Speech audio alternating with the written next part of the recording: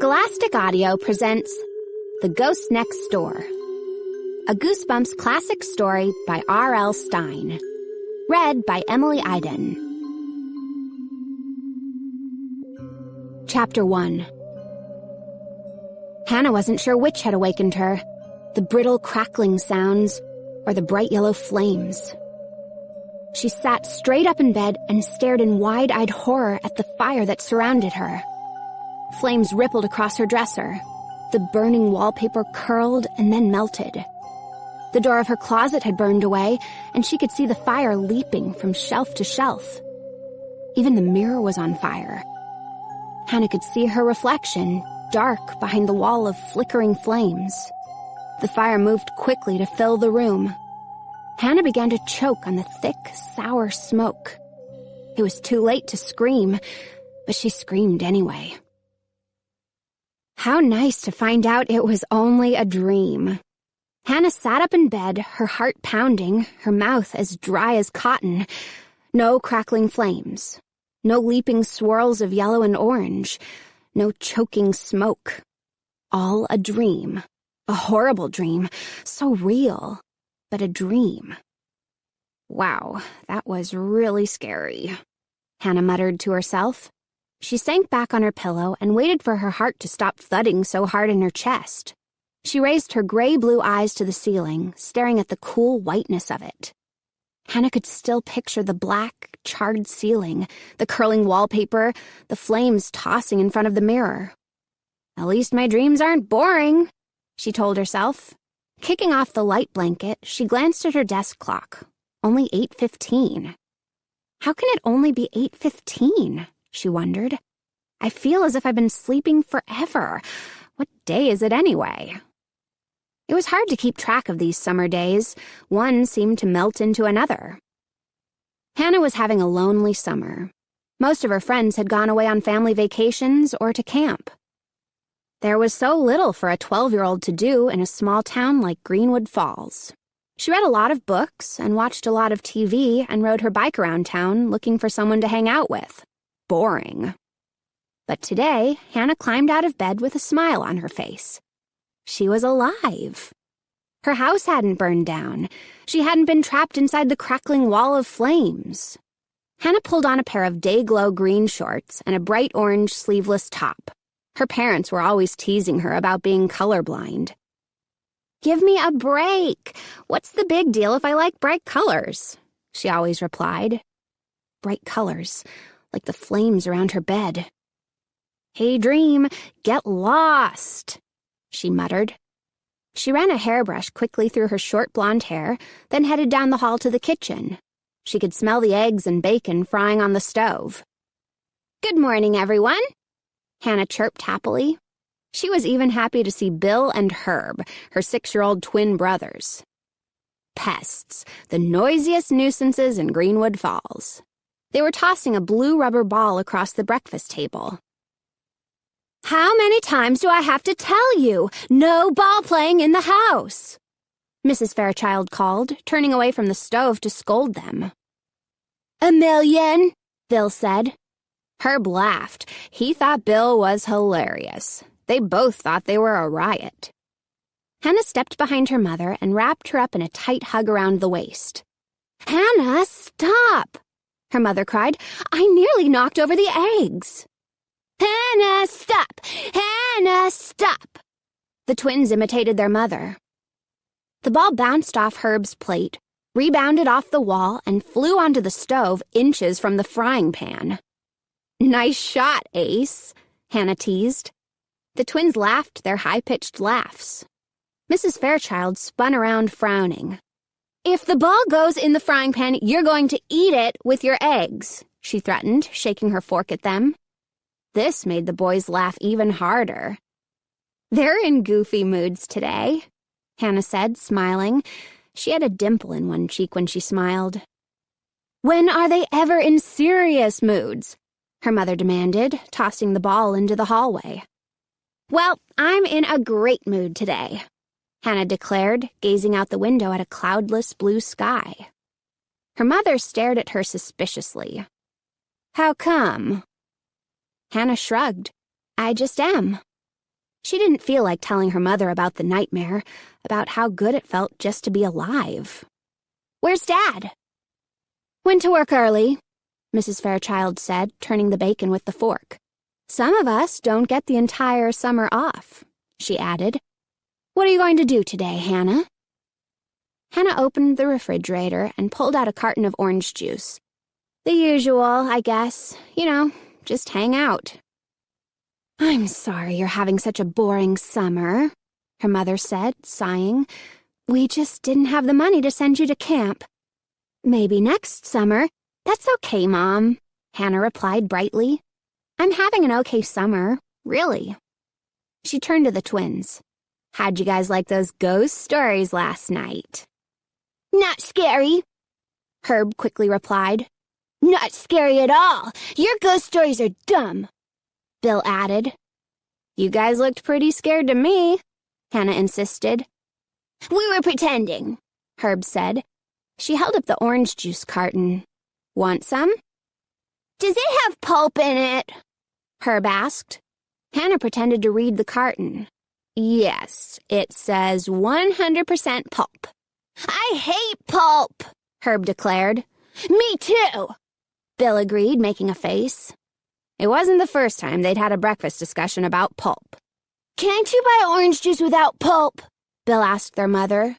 "Can you strain it for us?" Herb asked Hannah. "Can I have apple juice instead?" Bill asked. "I don't want juice. I want milk," Herb decided. Normally, this discussion would have made Hannah scream, but today she reacted calmly. "1 apple juice and 1 milk coming up," she said cheerfully. "You certainly are in a good mood this morning," her mother commented. Hannah handed Bill his apple juice, and he promptly spilled it.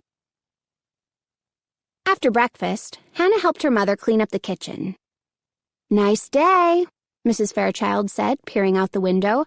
"Not a cloud in the sky. It's supposed to go up to 90. Hannah laughed. Her mother was always giving weather reports. "Maybe I'll go for a long bike ride before it gets really hot," she told her mother. She stepped out the back door and took a deep breath. The warm air smelled sweet and fresh. She watched 2 yellow and red butterflies fluttering side by side over the flower garden. She took a few steps across the grass toward the garage. From somewhere down the block, she could hear the low drone of a power mower. Hannah gazed up at the clear blue sky. The sun felt warm on her face. "Hey, look out!" an alarmed voice cried. Hannah felt a sharp pain in her back. She uttered a frightened gasp as she fell to the ground. Chapter 2.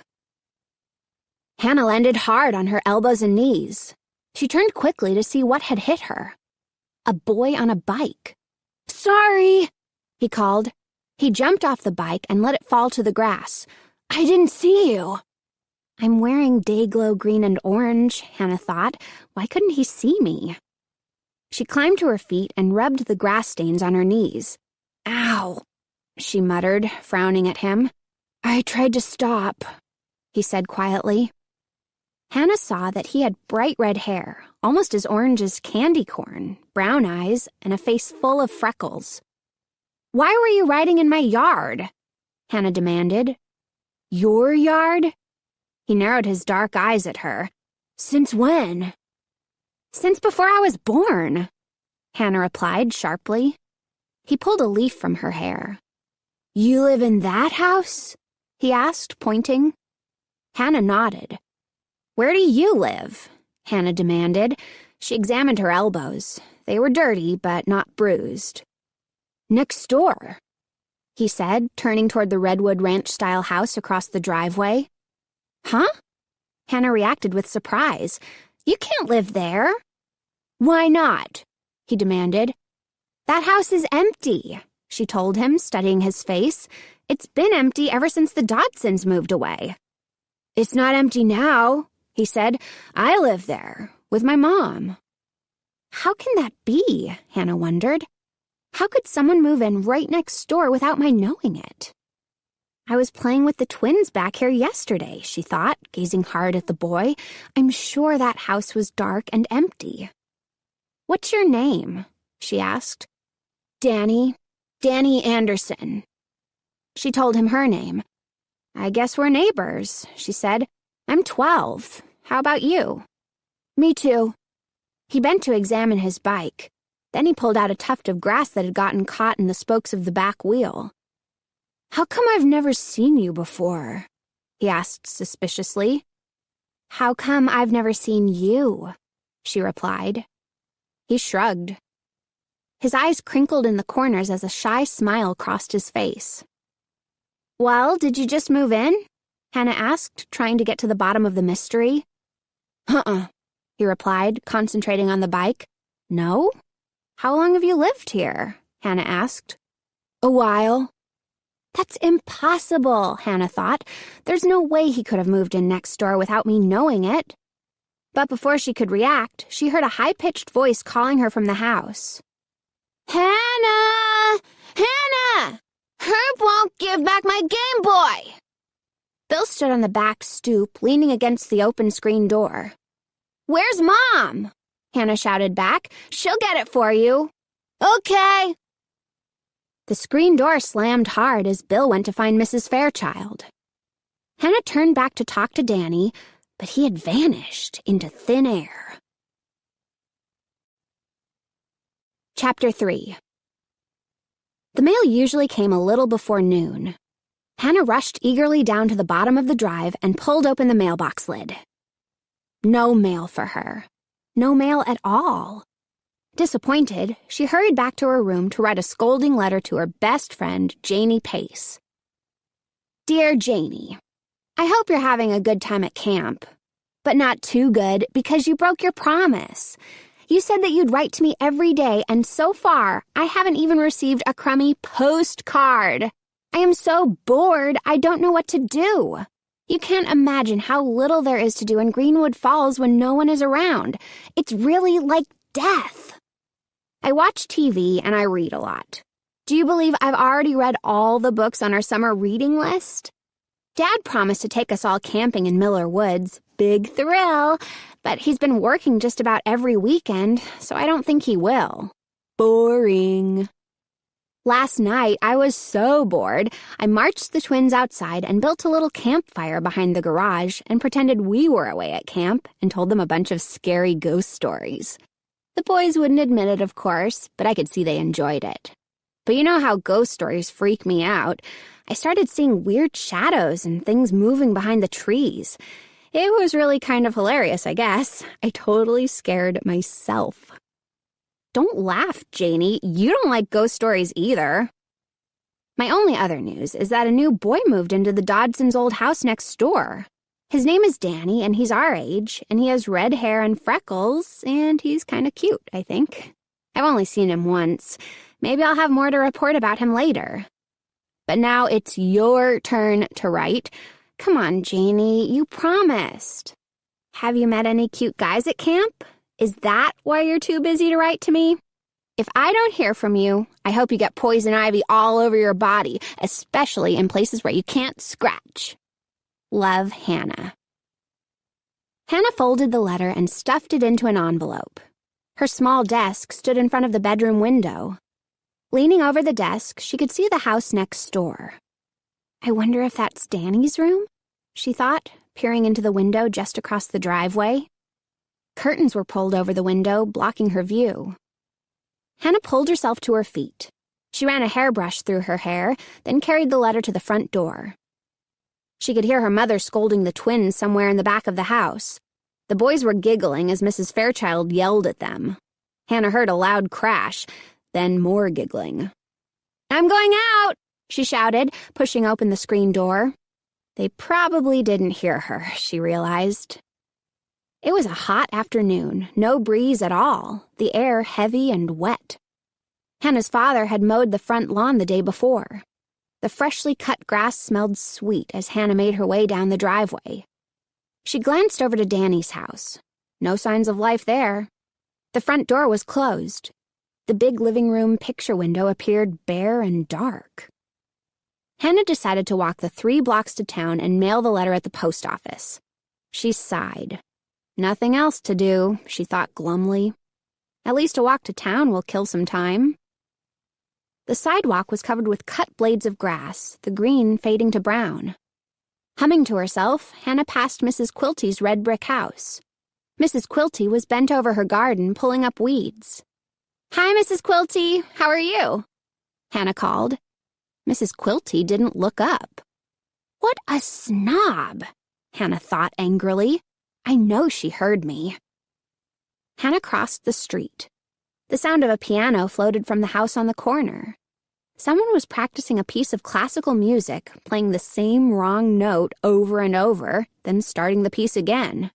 "I'm glad they're not my neighbors," Hannah thought, smiling.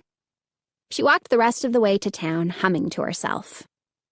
The 2-story white post office stood across the tiny town square, its flag drooping on the pole in the windless sky. Around the square stood a bank, a barber shop, a small grocery, and a gas station. A few other stores, Harder's ice cream parlor, and a diner called Diner, stretched behind the square. 2 women were walking out of the grocery. Through the barbershop window, Hannah could see Ernie the barber sitting in the chair reading a magazine. "Real lively scene," she thought, shaking her head. Hannah crossed the small grassy square and dropped her letter in the mailbox in front of the post office door. She turned back toward home, but stopped when she heard the angry shouts. The shouts were coming from behind the post office, Hannah realized. A man was screaming. Hannah heard boys' voices, more yelling. She began jogging around the side of the building toward the angry voices. She was nearly to the alley when she heard the shrill yelp of pain. Chapter 4. "Hey!" Hannah called out and ran the rest of the way. "What's going on?" A narrow alley stretched behind the post office. It was a hidden place where kids liked to hang out. Hannah saw Mr. Chesney, the postmaster. He was shaking a fist angrily at a wiry brown mutt. There were 3 boys in the alley. Hannah recognized Danny. He was hanging behind the 2 boys she didn't recognize. The dog had its head lowered and was whimpering softly. A tall boy, thin and lanky with scraggly blonde hair, grabbed the dog gently and bent down to comfort it. "Don't throw stones at my dog!" the boy shouted at Mr. Chesney. The other boy stepped forward. He was a short, stubby kid, kind of tough-looking, with spiky black hair. He glared at Mr. Chesney, his hands balled into fists at his sides. Danny lingered away from the others, very pale, his eyes narrowed tensely. "Get away! Go! I warned you!" Mr. Chesney snarled.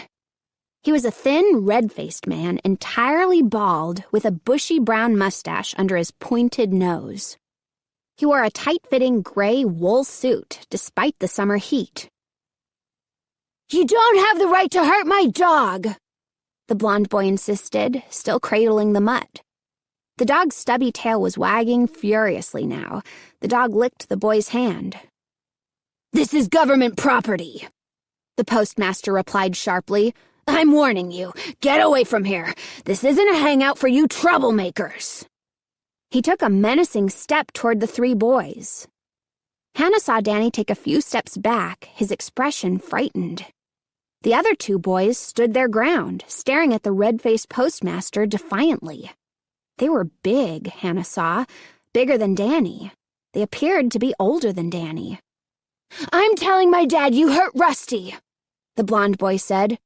"Tell your dad you were trespassing," Mr. Chesney shot back. "And tell him you were rude and disrespectful. And tell him I'll file a complaint against all 3 of you punks if I catch you back here again." "We're not punks," the heavier boy shouted angrily. Then all 3 boys turned and started running down the alley. The dog zigzagged excitedly at their heels, its stubby tail twitching wildly. Mr. Chesney stormed past Hannah, muttering curses to himself. He was so angry, he pushed right past her as he made his way to the front of the post office. What a jerk, Hannah thought, shaking her head. What is his problem anyway? All of the kids in Greenwood Falls hated Mr. Chesney, mainly because he hated kids. He was always shouting at them to stop loitering in the square, or stop playing such loud music, or stop talking so loudly, or stop laughing so much, or to get out of his precious alley. He acts as if he owns the whole town, Hannah thought. At Halloween, Hannah and a bunch of friends had decided to go to Mr. Chesney's house and spray paint his windows. But to their disappointment, Chesney was prepared for any Halloween trick players. He stood at the ready in his front window, an enormous shotgun in his hand. Hannah and her friends had gone on their way, disappointed and scared. He knows how much we all hate him, Hannah realized, and he doesn't care. The alley was quiet now. Hannah headed back toward the town square, thinking about Danny. He had looked so frightened, so pale.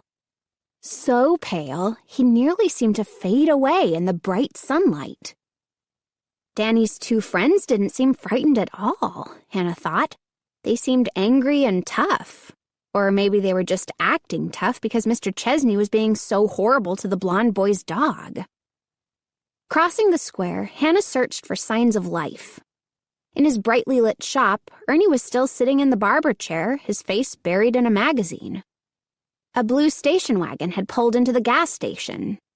A woman Hannah didn't recognize was hurrying to get to the bank before it closed.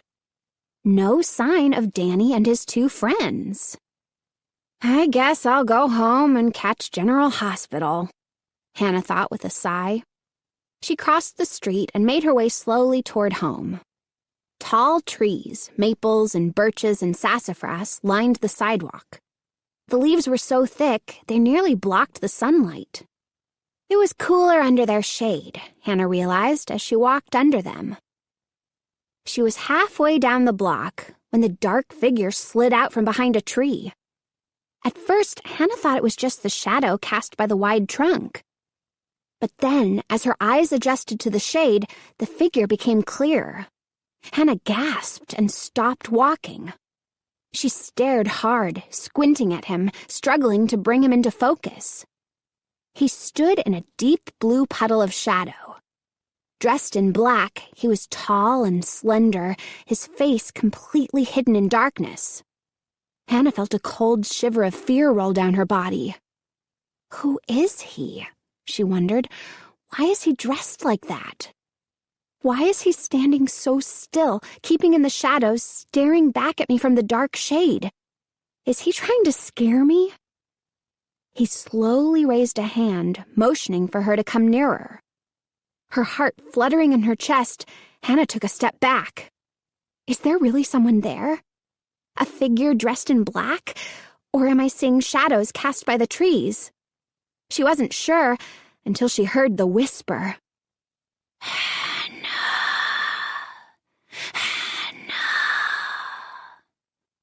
The whisper was as dry as the brush of tree leaves and nearly as soft.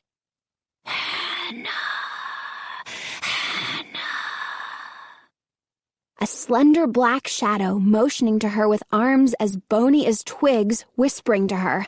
Such a dry, inhuman whisper. No! Hannah cried. She spun around and struggled to run. Her legs felt weak. Her knees didn't want to bend. But she forced herself to run. Faster. Faster.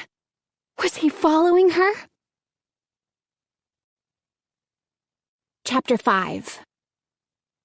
Panting loudly, Hannah crossed the street without stopping to look for traffic. Her sneakers pounded against the sidewalk as she ran. One more block to go. Is he following? The shadows shifted and bent as she ran under the trees. Shadows on top of shadows, sliding over each other, gray on black, blue on gray. Hannah, Hannah. The dry whisper, dry as death, calling to her from the shifting shadows. He knows my name, she thought, gulping for breath, forcing her legs to keep moving. And then she stopped and spun around. Who are you? She shouted breathlessly. What do you want? But he had vanished. There was silence now, except for Hannah's hard breathing. Hannah stared into the tangle of late afternoon shadows. Her eyes darted over the shrubs and hedges of the yards on her block. She searched the spaces between the houses, the darkness behind an open garage door, the slanting gray square beside a small shed. Gone. Vanished. No sign of the black, enshrouded figure that had whispered her name. "Whoa," she uttered out loud. It was an optical illusion, she decided, her eyes still warily studying the front lawns. No way, she argued with herself. An optical illusion doesn't call your name. There's nothing there, Hannah, she assured herself. Her breathing returned to normal. Nothing there. You're making up more ghost stories. You're scaring yourself again. You're bored and lonely, and so you're letting your imagination run away with you.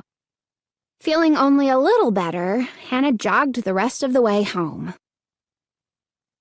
Later, at dinner, she decided not to mention the shadow figure to her parents. They would never believe it anyway. Instead, Hannah told them about the new family who had moved next door. Huh? Someone moved into the Dodsons' house? Mr. Fairchild set down his fork and knife and stared across the table at Hannah from behind his square-framed, horn-rimmed glasses. There's a boy my age, Hannah reported. His name is Danny. He has bright orange hair and freckles. That's nice, Mrs. Fairchild replied distractedly, motioning for the twins to stop shoving each other and eat their dinners. Hannah wasn't even sure her mother had heard her. How did they move in without us seeing them? Hannah asked her father. Did you see a moving truck or anything? Mr. Fairchild muttered, picking up his silverware and returning to his roast chicken. Well, don't you think it's weird? Hannah demanded. But before either parent could reply, Herb's chair toppled over backwards. His head hit the linoleum and he began to howl. Her mom and dad leapt off their chairs and bent to help him. I didn't push him! Bill screamed shrilly. Really? I didn't! Frustrated that her parents weren't interested in her big news, Hannah carried her plate to the kitchen. Then she wandered into her bedroom. Making her way to her desk, she pushed aside the curtains and peered out the window. Danny, are you in there? She wondered, staring at the curtains that covered his dark window. What are you doing right now? The summer days seemed to float by. Hannah could barely remember how she passed the time. If only some of my friends were around, she thought wistfully. If only one of my friends was around. If only one of my friends would write. Such a lonely summer. She looked for Danny, but he never seemed to be around. When she finally saw him in his backyard one late afternoon, she hurried over to talk to him. Hi! She cried enthusiastically. He was tossing a tennis ball against the back of the house and catching it. The ball made a loud thwack each time it hit the redwood wall. Hi! Hannah called again, jogging across the grass. Danny turned, startled. Oh, hi. How's it going? He turned back to the house and tossed the ball. He was wearing a blue t-shirt over baggy black and yellow striped shorts. Hannah stepped up beside him. Thwack! The ball hit the wall just below the gutter and bounced into Danny's hand. I haven't seen you around, Hannah said awkwardly. Uh-huh, was his brief reply. Fuck. I saw you behind the post office, she blurted out. Huh? He spun the ball in his hand, but didn't throw it. A few days ago, I saw you in the alley with those two guys. Mr. Chesney is a real jerk, isn't he? Hannah said. Danny snickered. When he yells, his whole head turns bright red, just like a tomato. A rotten tomato, Hannah added. What's his problem anyway? Danny asked, tossing the ball. Fuck. My friends and I, we weren't doing anything, just hanging out. He thinks he's a big shot, Hannah replied. He's always bragging how he's a federal employee. Yeah. What are you doing this summer? She asked. Just hanging around like me? Kind of, he said. Fuck. He missed the ball and had to chase it to the garage. As he walked back toward the house, he gazed at her, as if seeing her for the first time. Hannah suddenly felt self-conscious. She was wearing a yellow top with grape jelly stains on the front and her rattiest blue cotton shorts. "Those two guys, Alan and Fred, they're the guys I usually hang out with," he told her. "Guys from school." Fuck. How could he have friends from school? Hannah wondered. Didn't he just move here? "Where do you go to school?" she asked, dodging out of the way as he backed up to catch the ball. "Maple Avenue Middle School," he replied. Fuck. "Hey, that's where I go," Hannah exclaimed. How come I've never seen him there? She wondered. "Do you know Alan Miller?" Danny asked, turning to her, shading his eyes with one hand from the late afternoon sun. Hannah shook her head. "No." "Fred Drake?" he asked. "No," she replied. "What grade are you in?" "I'll be in 8th this year," he said, turning back to the wall. Fuck. "Me too," Hannah declared. "Do you know Janie Pace?" "No." "How about Josh Goodman?" Hannah asked. Danny shook his head. "Don't know him." "Weird," Hannah said, thinking out loud. Danny threw the tennis ball a little too hard, and it landed on the sloping, gray-shingled roof. They both watched it hit, then roll down into the gutter. Danny sighed and, staring up at the gutter, made a disgusted face.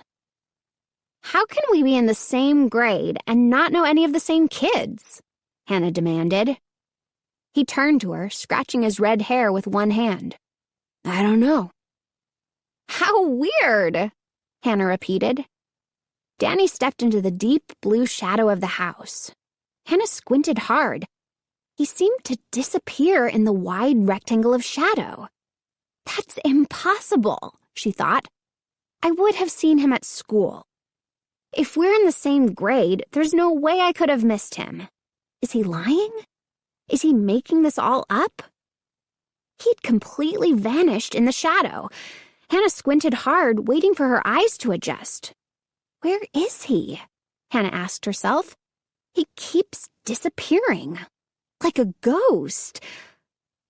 A ghost. The word popped in and out of her mind. When Danny came back into view, he was pulling an aluminum ladder along the back wall of the house.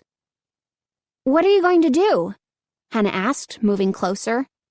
"Get my ball," he replied, and began climbing the ladder, his white Nikes hanging over the narrow metal rungs. Hannah moved closer. "Don't go up there," she said, suddenly gripped with a cold feeling. "Huh?" he called down. He was already halfway up the ladder, his head nearly level with the gutter. "Come down, Danny!" Hannah felt a wave of dread sweep over her, a heavy feeling in the pit of her stomach. "I'm a good climber," he said, pulling himself up higher. "I climb everything. My mom says I should be in a circus or something." Before Hannah could say anything more, he had clambered off the ladder and was standing on the sloping roof, his legs spread apart, his hands stretched high in the air. "See?" Hannah couldn't shake the premonition, the heavy feeling of dread. "Danny, please!" Ignoring her shrill cry, he bent to pick the tennis ball from the gutter. Hannah held her breath as he reached for the ball. Suddenly, he lost his balance. His eyes went wide with surprise. His sneakers slipped on the shingles. His hand shot up as if trying to grab onto something. Hannah gasped, staring helplessly as Danny toppled head first off the roof. Chapter 6. Hannah screamed and shut her eyes. "I've got to get help," she thought. Her heart pounding, she forced herself to open her eyes and searched the ground for Danny. But to her surprise, he was standing in front of her, a mischievous grin on his face. "Huh?" Hannah uttered a gasp of surprise. You're okay?" Danny nodded, still grinning. He didn't make a sound, Hannah thought, staring hard at him. He landed without making a sound. She grabbed his shoulder. "You're okay?" "Yeah," I'm fine, Danny said calmly. My middle name is Daredevil. Danny Daredevil Anderson. That's what my mom always says. He tossed the ball casually from hand to hand. You scared me to death, Hannah cried. Her fright was turning to anger. Why did you do that? He laughed. You could have been killed, she told him. No way, he replied quietly. She scowled at him, staring hard into his brown eyes. Do you do stuff like that all the time? Falling off roofs just to scare people? His grin grew wider, but he didn't say anything. He turned away from her and tossed the tennis ball at the house. Fuck. You were falling head first, Hannah said. How did you land on your feet? Danny chuckled. Magic, he replied slyly. But, Hannah! Hannah! She turned to see her mother calling to her from the back stoop. What is it? Hannah shouted. Fuck. I have to go out for an hour. Can you come take care of Bill and Herb? Hannah turned back to Danny. I've got to go. See you. See you, he replied, flashing her a freckle-faced grin. Fuck. Hannah heard the sound of the ball against the redwood wall as she jogged across the driveway to her house. Again, she pictured Danny plummeting off the roof. How did he do it? She wondered. How did he land on his feet so silently? I'll only be gone an hour, her mother said, searching her bag for the car keys. How is it out? It's supposed to cloud up and rain tonight. Another weather report, Hannah thought, rolling her eyes. Don't let them kill each other if you can help it, Mrs. Fairchild said, finding the keys and shutting her bag. That was Danny, Hannah told her, the new kid next door. Did you see him? Sorry. Mrs. Fairchild hurried to the door. You didn't see him? Hannah called. The screen door slammed. Bill and Herb appeared and pulled Hannah into their room. Chutes and ladders, Bill demanded. Yeah, let's play chutes and ladders, Herb echoed. Hannah rolled her eyes. She hated that game. It was so lame. Okay, she agreed with a sigh. She dropped down across from them on the rug. Yay! Bill cried happily, opening the game board. You'll play? Yeah, I'll play, Hannah told him unhappily. And can we cheat? Bill asked. Yeah, let's cheat, Herb urged with grinning enthusiasm. After dinner, the twins were upstairs arguing with their parents over which of them got to take the last bath. They both hated baths and always fought to be the last. Hannah helped clear the table, then wandered into the den. She was thinking about Danny as she made her way to the window. Pushing aside the curtains, she pressed her forehead against the cool glass and stared across the drive to Danny's house. The sun had lowered behind the trees. Danny's house was cast in heavy, dark shadows. The windows were covered with curtains and blinds. Hannah realized she had never actually seen anyone inside the house. She had never seen Danny go into the house or come out of it. She had never seen anyone come out of the house. Hannah stepped back from the window, thinking hard. She remembered the morning she had met Danny after he had run her down in the backyard. She had been talking to him, and he had vanished into thin air. She thought about how he had seemed to disappear into the shadow at the side of his house, how she'd had to squint real hard to see him. And she thought about how he had seemed to float to the ground, landing silently from the roof. Silent as a ghost. Hannah, what are you thinking? She scolded herself. Am I making up another ghost story? She suddenly had so many questions running through her mind. How had Danny and his family moved in without her noticing? How could he be in her school, in her grade, without her ever seeing him there? How come she didn't know his friends and he didn't know hers? It's all so weird, Hannah thought. I'm not imagining it all. I'm not making it up. What if Danny really is a ghost? If only she had someone to talk to, someone to discuss Danny with.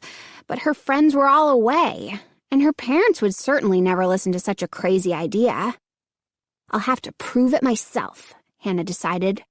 I'll study him. I'll be scientific. I'll observe him. I'll spy on him. Yes, I'll spy on him. I'll go look in his kitchen window, she decided. She stepped out onto the back stoop and pushed the screen door shut behind her. It was a warm, still night. A pale sliver of moon hung above the backyard in a royal blue sky. As Hannah headed across her backyard, taking long, rapid strides, crickets began to chirp loudly. Danny's house loomed in front of her, low and dark against the sky. The ladder was still propped against the back wall. Hannah crossed the driveway that separated her yard from his. Her heart pounding, she crept across the grass and climbed the 3 low concrete steps onto the back stoop. The kitchen door was closed. She stepped up to the door, pressed her face close to the window, peered into the kitchen, and gasped. Chapter 7. Hannah gasped because Danny was staring back at her from the other side of the window. "Oh!" she cried out and nearly toppled backwards off the narrow stoop. Inside the house, Danny's eyes opened wide with surprise. Behind him, Hannah could see a table set with bright yellow plates. A tall, slender, blonde-haired woman, Danny's mom most likely, was pulling something out from a microwave oven onto the counter. The door swung open. Danny poked his head out, his expression still surprised. "Hi, Hannah. What's up?" "Nothing. Nothing, really," Hannah stammered. She could feel her cheeks grow hot and knew she was blushing. Danny's eyes burned into hers. His mouth turned up in a grin. "Well, do you want to come in or something?" he asked. "My mom is serving dinner, but—" "No!" she cried much too loudly. "I don't. I'm acting like a total jerk," she realized. She swallowed hard, staring at his grinning face. "He's laughing at me." "See you!" she cried, then leapt awkwardly off the stoop, nearly stumbling to the ground. Without looking back, she took off, running at full speed back to her house. "I've never been so embarrassed in my entire life," she thought miserably. Never! When she saw Danny come out of his house the next afternoon, Hannah hid behind the garage. Watching him walk his bike down the driveway, she felt her cheeks grow hot, felt embarrassed all over again. "If I'm going to be a spy, I'm going to have to be a lot cooler," she told herself. "Last night, I lost it. I panicked. It won't happen again." She watched him climb on his bike and, standing up, pedal to the street. Pressed against the garage wall, she waited to see which direction he turned. Then she hurried into the garage to get her bike. He's heading toward town, she saw. Probably meeting those 2 boys. I'll let him get a head start, then I'll follow him. She waited at the foot of the driveway, straddling her bike, watching Danny until he disappeared down the next block. Sunlight filtered through the overhanging trees as she began pedaling, keeping a slow, steady pace as she rode after him. Mrs. Quilty was out weeding her garden as usual. This time, Hannah didn't bother to call hello. A small white terrier chased her for half a block, yapping loudly with excitement, then finally giving up as Hannah pedaled away. The school playground came into view. Several kids were playing softball on the corner diamond. Hannah looked for Danny, but he wasn't there. She continued on into town. The sun felt warm on her face. She suddenly thought about Janie. Maybe I'll get a letter from her today, she thought. She wished Janie were around to help spy on Danny. The 2 of them would be a great spy team, Hannah knew. She wouldn't have lost her cool like she had last night if Janie were around. The town square came into view. The flag above the small, white post office was fluttering in a warm breeze. Several cars were parked in front of the grocery. 2 women holding grocery bags were talking at the curb. Hannah braked her bike and lowered her feet to the ground. She shielded her eyes from the sun with one hand and searched for Danny. "Danny, where are you?" she thought. "Are you with your friends? Where did you go?" She pedaled across the small grassy square toward the post office. Her bike bumped over the curb and she kept going around the side of the building to the alley. But the alley was silent and empty. "Danny, where are you?" she called aloud in a quiet sing-song. "Where are you?" "He was only a block ahead of me," she thought, scratching her short hair. "Has he vanished into thin air again?" She rode back to the square, then checked out Harder's ice cream parlor and the diner. No sign of him. "Hannah, you're a great spy," she laughed. With a sigh of defeat, she turned around and headed for home. She was nearly to her house when she saw the moving shadow. "It's back," she realized. She shifted gears and started to pedal harder. Out of the corner of her eye, she saw the shadow sliding across Mrs. Quilty's front lawn. The dark figure floated silently over the grass toward her. Hannah pedaled harder. "It's back. I didn't imagine it. It's real. But what can it be?" Standing up, she pedaled harder. Harder. But the figure glided along with her, picking up speed, floating effortlessly. She turned to see its arms stretch out toward her. She gasped in terror. Her legs suddenly felt as if they weighed 1,000 pounds. I can't move," she thought. The shadow swept over her. She could feel the sudden cold. Stick-like black arms reached out for her from the human-shaped shadow. "Its face. Why can't I see its face?" Hannah wondered, struggling to keep moving. The shadow blocked the bright sun. The whole world was blackening beneath it. "Got to keep moving. Got to move," Hannah told herself. The dark figure floated beside her, its arms outstretched. Gaping in horror, Hannah saw bright red eyes glowing like embers from the blackness. "Hannah," it whispered. "Hannah. What does it want from me?"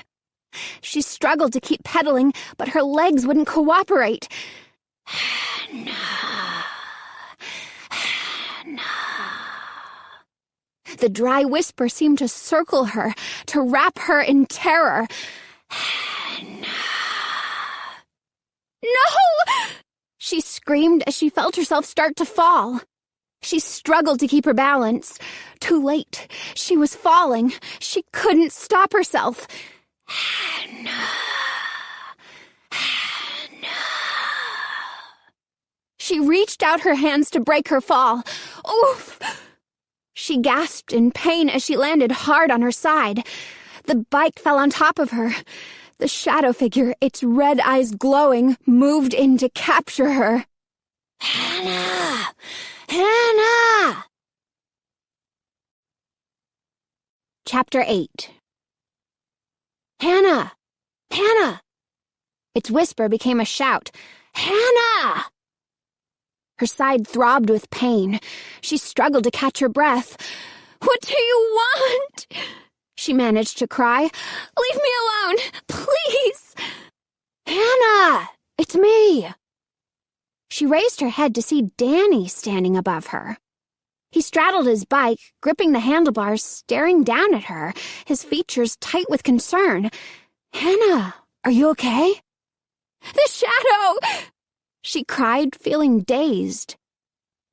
Danny lowered his bike to the grass and hurried over. He lifted her bike off her and set it down beside his. Then he reached for her hands. "Are you okay? Can you get up? I saw you fall. Did you hit a rock or something?" "No." She shook her head, trying to clear it. "The shadow. He reached for me and—" Danny's expression changed to bewilderment. "Huh? Who reached for you?" His eyes searched all around, then returned to her. "He knew my name," Hannah said breathlessly. "He kept calling me. He followed me." Danny studied her, frowning. "Did you hit your head? Do you feel dizzy, Hannah? Maybe I should go get some help." "No, She gazed up at him. "Didn't you see him? He was dressed in black. He had these glowing red eyes." Danny shook his head, his eyes still studying her warily. "I only saw you," he said softly. "You were riding really fast. Over the grass. I saw you fall." "You didn't see someone wearing black? A man chasing me?" Danny shook his head. "There was no one else on the street, Hannah. Just me." "Maybe I did bump my head," Hannah muttered, raising her hands to her short hair. Danny reached out a hand. "Can you stand? Are you hurt?" I guess I can stand." She allowed him to pull her to her feet. Her heart was still pounding. Her entire body felt shaky. Narrowing her eyes, she searched the front yards, her eyes lingering in the wide circles of shade from the neighborhood's old trees. No one in sight. "You really didn't see anyone?" she asked in a tiny voice. He shook his head. "Just you. I was watching from over there." He pointed to the curb. "But I thought—" Her voice trailed off. She could feel her face grow red. "This is embarrassing," she thought. "He's going to think I'm a total nutcase." And then she thought, maybe I am. "You were going so fast," he said, picking up her bike for her.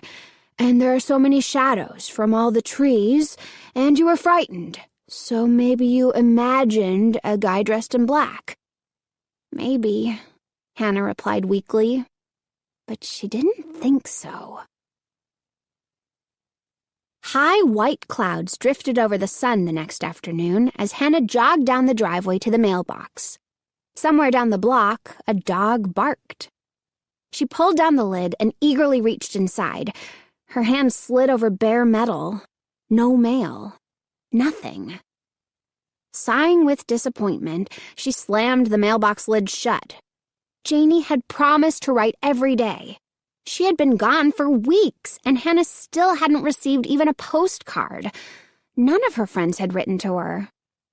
As she trudged back up the driveway, Hannah glanced at Danny's house. The white clouds were reflected in the glass of the big living room window. Hannah wondered if Danny was home. She hadn't seen him since yesterday morning after falling off her bike. "My spying isn't going too well," she sighed. Taking another glance at Danny's front window, Hannah headed back up the drive to the house. "I'll write to Janie again," she decided. "I have to tell her about Danny and the frightening shadow figure and the weird things that have been happening." She could hear the twins in the den, arguing loudly about which cartoon tape they wanted to see. Her mother was suggesting they go outside instead. Hannah hurried to her room to get paper and a pen. The room felt hot and stuffy. She had tossed a pile of dirty clothes onto her desk. She decided to write her letter outside.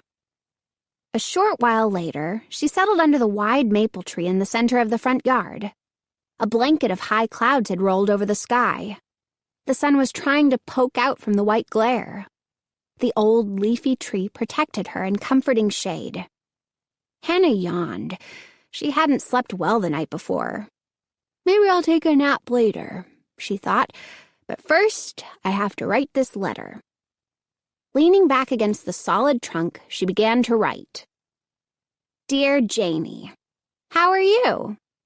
I seriously hope you've fallen in the lake and drowned. That would be the only good excuse for not writing to me in all this time. How could you abandon me here like this? Next summer, one way or the other, I'm going to camp with you. Things are definitely weird around here.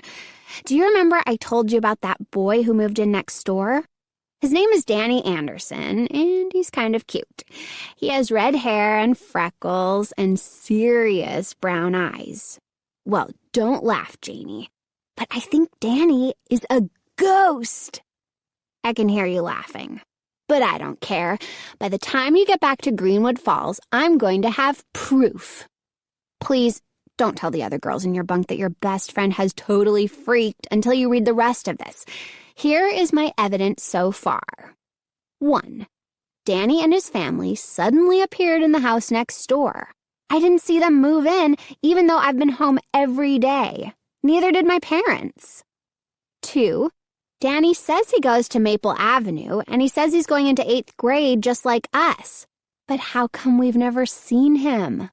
He hangs out with 2 guys I've never seen before, and he didn't know any of my friends. 3. Sometimes he vanishes. Poof. Just like that. Don't laugh. And once he fell off the roof and landed on his feet without making a sound. I'm serious, Janie. 4. Yesterday, I was being chased by a scary shadow and I fell off my bike. And when I looked up, the shadow was gone and Danny was standing in his place. And, this is starting to sound really crazy. I wish you were here so I could explain it better. It all sounds so dumb in a letter, like I'm really messed up or something. I know you're laughing at me. Well, go ahead. Maybe I won't mail this letter. I mean, I don't want you to make jokes or remind me of it for the rest of my life. So, enough about me.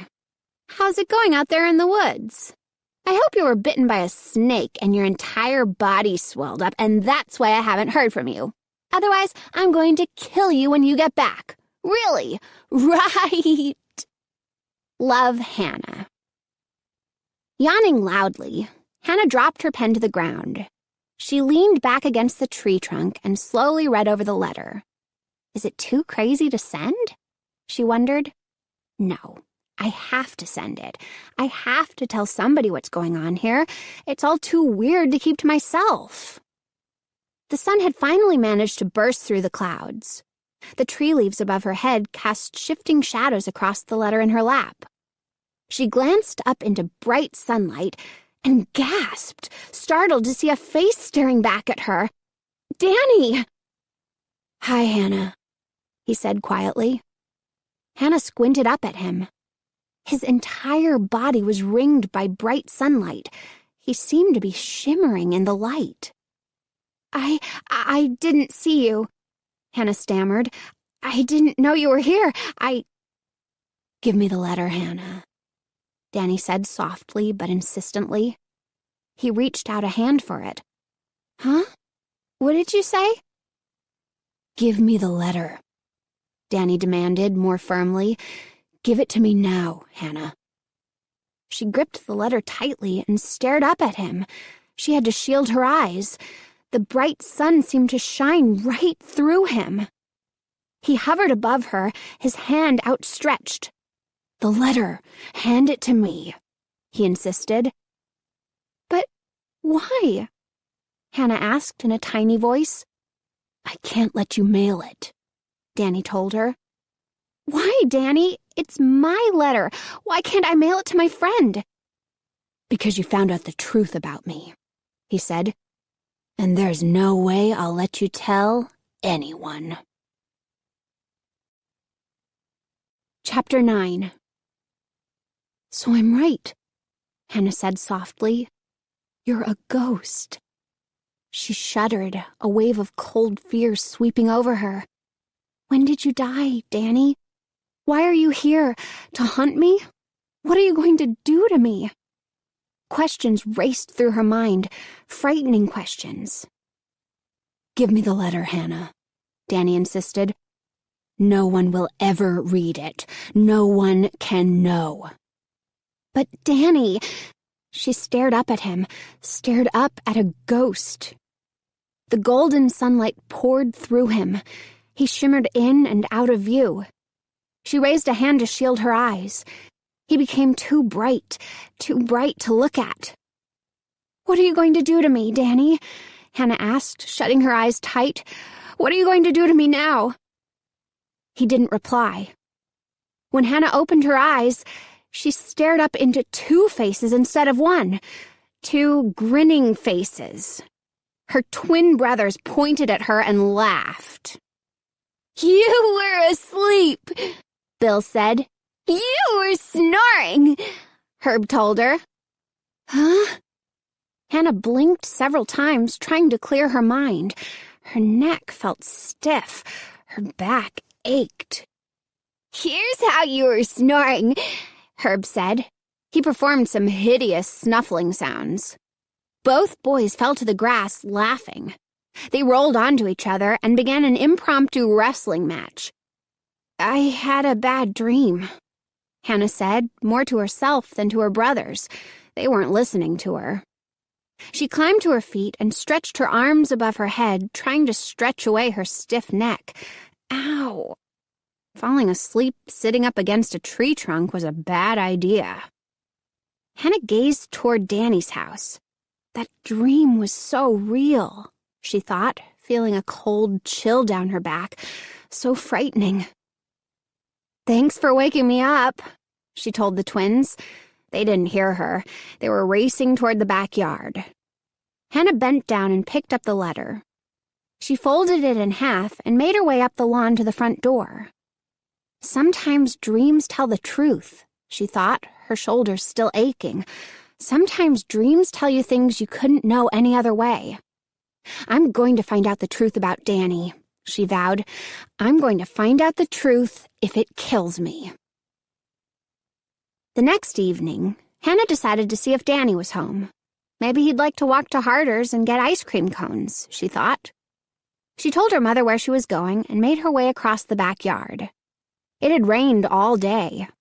The grass glistened wetly, and the ground beneath her sneakers was soft and marshy. A pale crescent-shaped moon rose above wisps of black cloud. The night air felt tingly and wet. Hannah crossed the driveway, then hesitated a few yards from Danny's back stoop. A square of dim yellow light escaped through the window on the back door. She remembered standing at this door a few nights before and being totally embarrassed when Danny opened the door and she couldn't think of a thing to say. "At least this time I know what I'm going to say," she thought. Taking a deep breath, Hannah stepped into the square of light on the stoop. She knocked on the window of the kitchen door. She listened. The house was silent.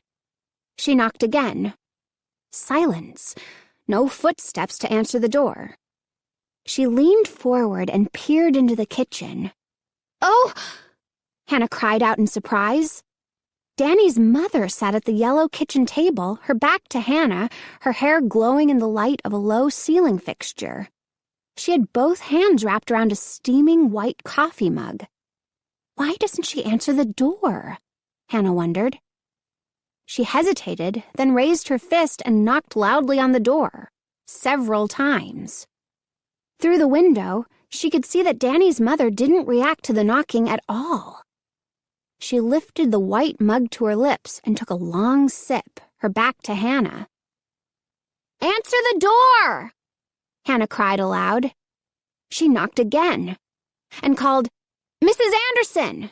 Mrs. Anderson! It's me, Hannah, from next door!" Under the cone of light, Danny's mother set the white mug down on the yellow table. She didn't turn around. She didn't move from her chair. "Mrs. Anderson!" Hannah raised her hand to knock, then lowered it in defeat. Why doesn't she hear me? Hannah wondered, staring at the woman's slender shoulders, at her hair gleaming down past the collar of her blouse. Why won't she come to the door? And then Hannah shivered with fear as she answered her own questions. I know why she doesn't hear me, Hannah thought, backing away from the window. I know why she doesn't answer the door. Overcome with fear, Hannah uttered a low moan and backed away from the light, off the stoop, into the safety of the darkness. Chapter 10. Trembling all over, Hannah wrapped her arms around her chest as if shielding herself from her frightening thoughts. Mrs. Anderson doesn't hear me because she isn't real, Hannah realized. She isn't real. She's a ghost. Like Danny. A ghost family has moved next door to me. And here I am, standing in this dark backyard, trying to spy on a boy who isn't even alive. Here I am, trembling all over, cold with fear, trying to prove what I'm already sure of. He's a ghost. His mother is a ghost. And I... The kitchen light went out. The back of Danny's house was completely dark now.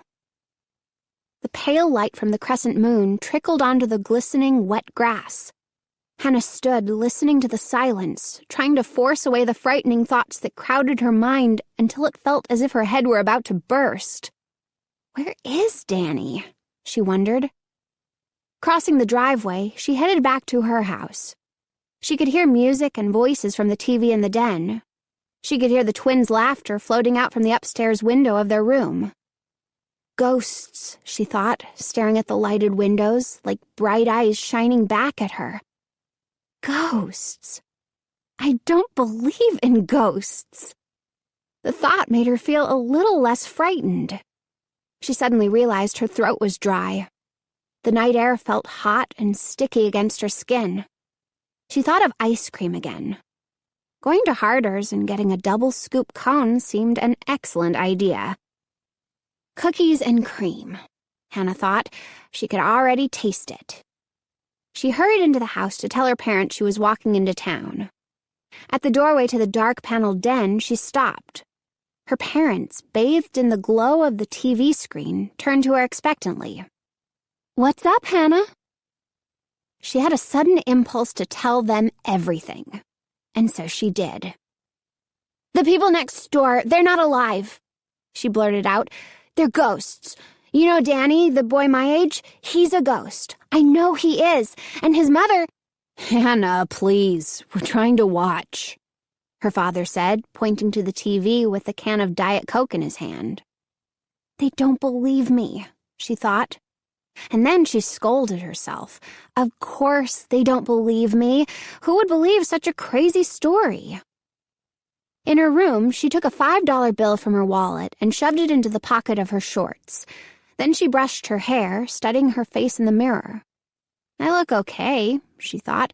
I don't look like a crazy person. Her hair was damp from the wet night air. Maybe I'll let it grow, she thought, watching it fall into shape around her face. I should have something to show for this summer.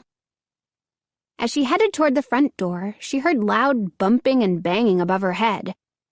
The twins must be wrestling up in their room, she realized, shaking her head.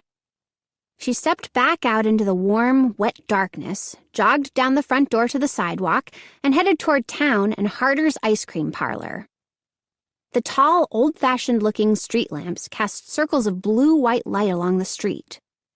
The trees, trembling in soft gusts of wind, rustled over the sidewalk as Hannah stepped beneath them. Ghosts on the sidewalk, she thought with a shiver.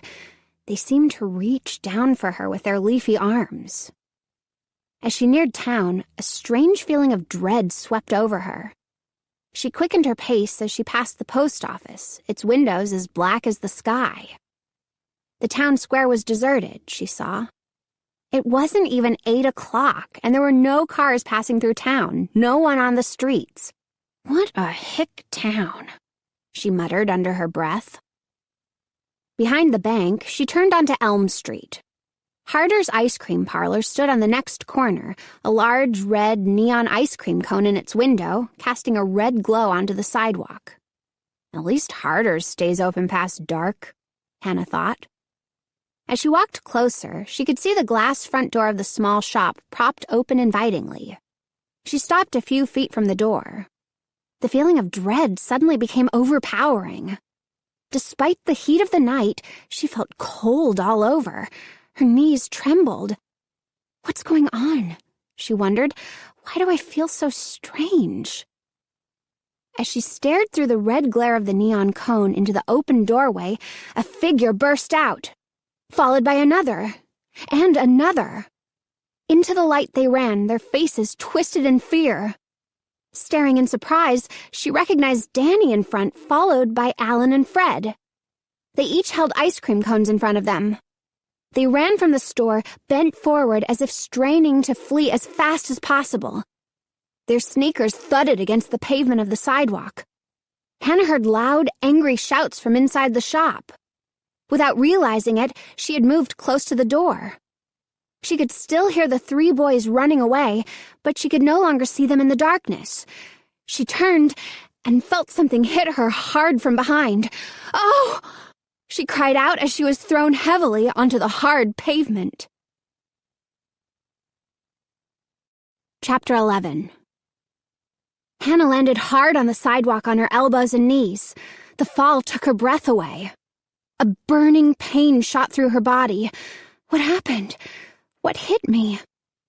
Gasping for breath, she raised her head in time to see Mr. Harder barrel past her.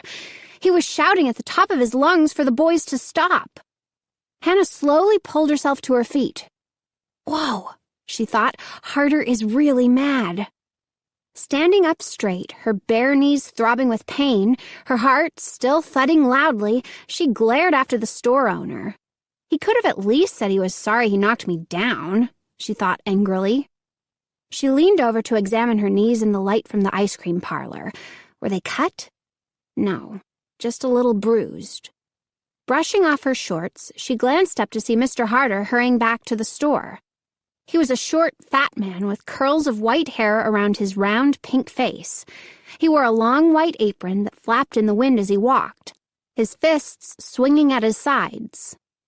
Hannah ducked back out of the light behind a wide tree trunk. A few seconds later, she could hear him back behind the counter complaining loudly to his wife. "What is wrong with these kids?" he was bellowing. "They take ice cream and run without paying? Don't they have parents? Don't they have anyone to teach them right from wrong?" Mrs. Harder murmured something to soothe her husband. Hannah couldn't hear the words. With Mr. Harder's angry shouts filling the air, she crept out from behind the tree and hurried away in the direction the boys had run. Why did Danny and his friends pull such a stupid stunt? She wondered. What if they had been caught? Was it really worth being arrested, getting a police record just for an ice cream cone? Halfway down the block, she could still hear Mr. Harder bellowing with rage from inside his small shop. Hannah started to run, eager to get away from his angry voice. Her left knee ached. The air suddenly felt stifling hot, heavy and damp. Strands of hair were matted against her forehead from sweat. She pictured Danny running from the store, holding the ice cream cone in one hand. She pictured the frightened expression on his face as he fled. She pictured Alan and Fred right behind him, their sneakers thudding against the pavement as they made their getaway. And now she was running too. She wasn't sure why. Her left knee still ached from her fall. She was out of the town square now, running past dark houses and lawns. She turned a corner, the street lamp casting a cone of white light around her. More houses, a few porch lights lit, no one on the street. Such a boring little town, she thought again. She stopped short when she saw the 3 boys. They were halfway up the block, huddled behind a tall, wall-like hedge. "Hey, you guys!" Her voice came out a whisper. Running in the street, she made her way toward them quickly. As she came closer, she could see them laughing together, enjoying their ice cream cones. They hadn't seen her. Hannah made her way into the deep shadows on the other side of the street. Keeping in the dark, she crept closer until she was in the yard across the street from them, hidden by a bushy evergreen shrub. Fred and Alan were shoving each other playfully, enjoying their triumph over the store owner. Danny stood by himself, behind them against the tall hedge, silently licking his cone. "Harder's was having a special tonight," Alan declared loudly. "Free ice cream!" Fred hee-hawed and slapped Alan hard on the back. Both boys turned to Danny. The light from the street lamp made their faces look pale and green. "You looked real scared," Alan told Danny. "I thought you were going to puke your guts out." "Hey, no way," Danny insisted. "I was the first one out of there, you know. You guys were so slow, I thought I'd have to come back and rescue you." "Yeah, for sure," Fred replied sarcastically. Danny's acting tough, Hannah realized. He's trying to be like them. That was kind of exciting, Danny said, tossing the remainder of his cone into the hedge. But maybe we'd better be careful. Not hang around there for a while. Hey, it's not like we robbed a bank or something, Alan said. It was just ice cream. Fred said something to Alan that Hannah couldn't hear, and the two boys started wrestling around, uttering high-pitched giggles. Hey guys, not so loud, Danny warned. Let's go back to Harder's, Alan suggested. I wanted 2 scoops. Fred hee-hawed and slapped Alan a high five. Danny joined in the laughter. Hey guys, we should get going, Danny said. Before his friends could reply, the street filled with light. Hannah turned to see 2 bright white lights looming toward them. Car headlights. The police, Hannah thought. They're caught. All 3 of them are caught. Chapter 12. The car stopped. Hannah peered out from behind the shrub. Hey, you kids! The driver called to the boys in a gruff voice. He poked his head out the car window. It isn't the police, Hannah realized, breathing a long sigh of relief. The boys froze against the hedge.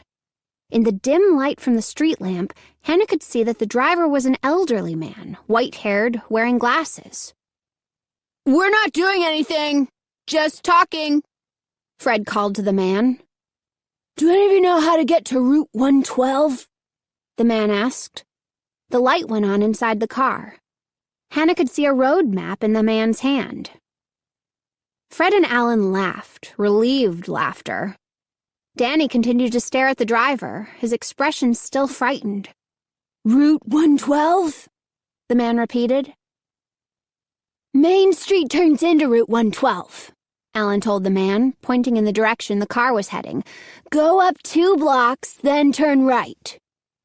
The light went out in the car. The man thanked them and drove off. The boys watched until the car had disappeared in the darkness. Fred and Alan slapped each other high fives. Then Fred shoved Alan into the hedge. They all laughed giddily. Hey, look where we are, Alan said, surprised. The boys turned toward the driveway. From her hiding place across the street, Hannah followed their gaze. At the end of the hedge stood a tall wooden mailbox on a pole.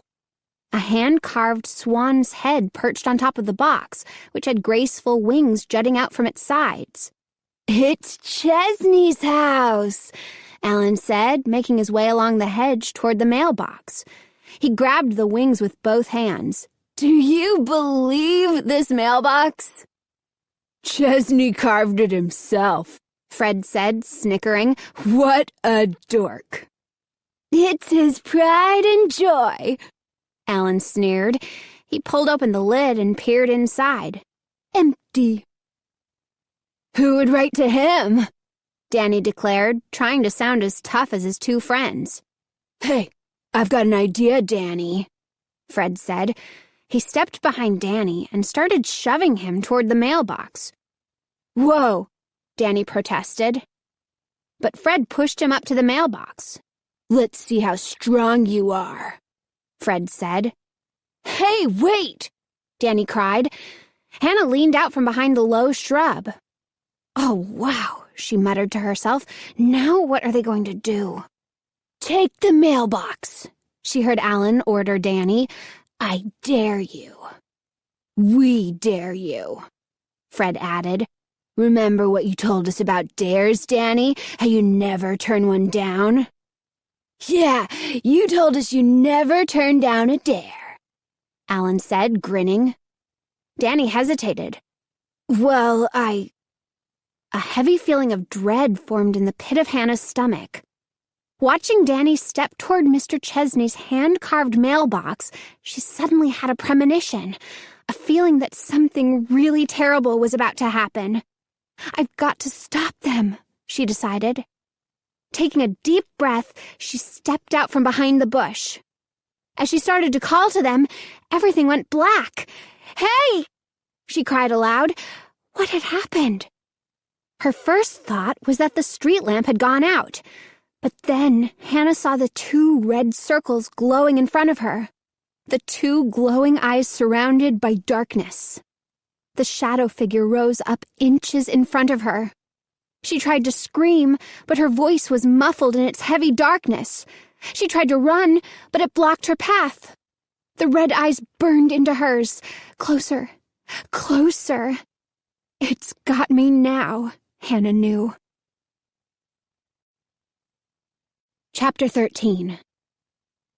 Hannah, it whispered. Hannah. So close she could smell its hot, sour breath. Hannah. Hannah. Its whisper like crackling dead leaves. The ruby eyes burned like fire. Hannah felt the darkness circle her, wrap around her tightly. "Please," was all she could manage to choke out. Hannah. And the light returned. Hannah blinked, struggled to breathe. The sour odor lingered in her nostrils, but the street was bright now.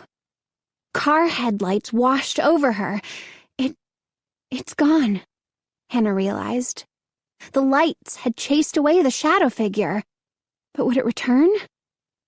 As the car passed by, Hannah dropped to the ground behind the low evergreen shrub and struggled to catch her breath. When she looked up, the boys were still huddled in front of Mr. Chesney's hedge. "Let's get going," Danny urged them. "No way! Not yet," Alan said, stepping in front of Danny to block his way. "You're forgetting about our dare." Fred shoved Danny toward the mailbox. "Go ahead. Take it." "Hey, wait!" Danny spun around. "I never said I'd do it." "I dared you to take Chesney's mailbox," Fred told him. "Remember? You told us you never turned down a dare." Alan laughed. "Chesney will come out tomorrow and think his swan flew away." "No, wait," Danny protested. "Maybe it's a dumb idea." "It's a cool idea. Chesney is a creep," Alan insisted. "Everyone in Greenwood Falls hates his guts." "Take his mailbox, Danny," Fred challenged. "Pull it up. Come on. I dare you." "No, Danny tried to back away, but Fred held him from behind by the shoulders. "You chicken?" Alan challenged. "Look at the chicken," Fred said in a mocking, babyish voice. "Cluck, cluck." "I'm not a chicken," Danny snapped angrily. "Prove it," Alan demanded. He grabbed Danny's hands and raised them to the carved wings that stretched from the sides of the mailbox. "Go ahead, prove it." "What a riot!" Fred declared. "The town postmaster, his mailbox flies away." "Don't do it, Danny," Hannah urged silently from her dark hiding place across the street. "Please, don't do it." Another set of car headlights made the 3 boys back away from the mailbox. The car rolled past without slowing. "Let's go. It's getting late," Hannah heard Danny say. But Fred and Alan insisted, teasing him, challenging him. As Hannah stared into the white light of the street lamp, Danny stepped up to Chesney's mailbox and grabbed the wings. "Danny, wait!" Hannah cried. He didn't seem to hear her. With a loud groan, he began to tug. It didn't budge.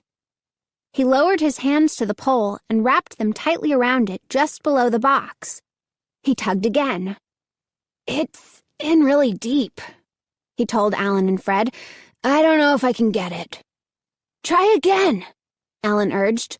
"We'll help you," Fred said, placing his hands above Danny's on the box. "Let's all pull together," Alan urged, "at the count of 3. "I wouldn't do that if I were you," exclaimed a gruff voice behind them.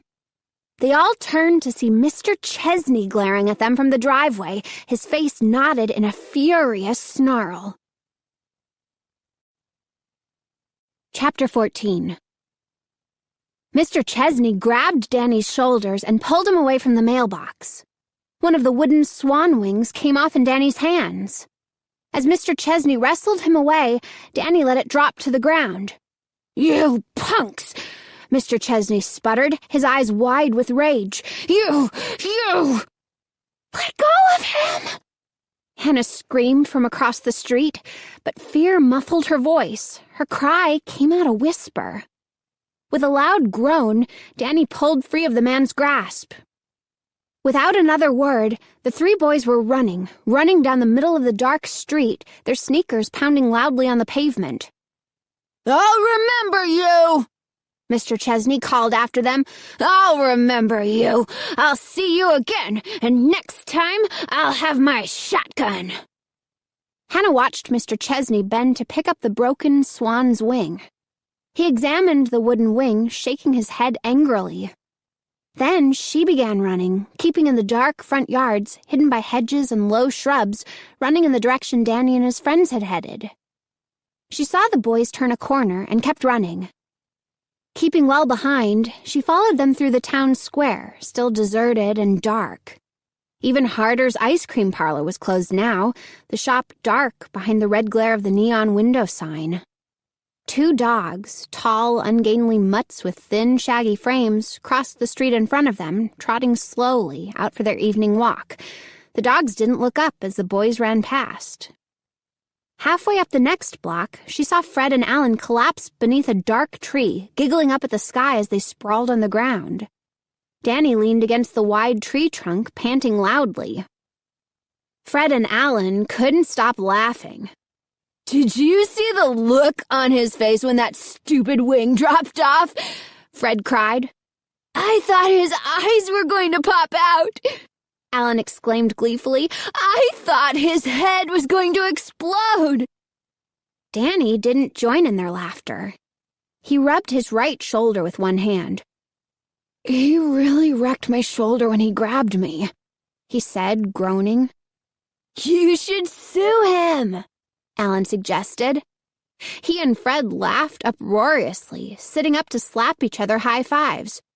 "No, really," Danny said quietly, still rubbing the shoulder. "He really hurt me when he swung me around. I thought—" "What a creep," Fred said, shaking his head. "We'll have to pay him back," Alan added. "We'll have to—" "Maybe we should stay away from there," Danny said, still breathing hard. "You heard what he said about getting his shotgun." The other two boys laughed scornfully. "Yeah, for sure. He'd really come after us with a shotgun," Alan scoffed, brushing blades of freshly cut grass from his scraggly hair.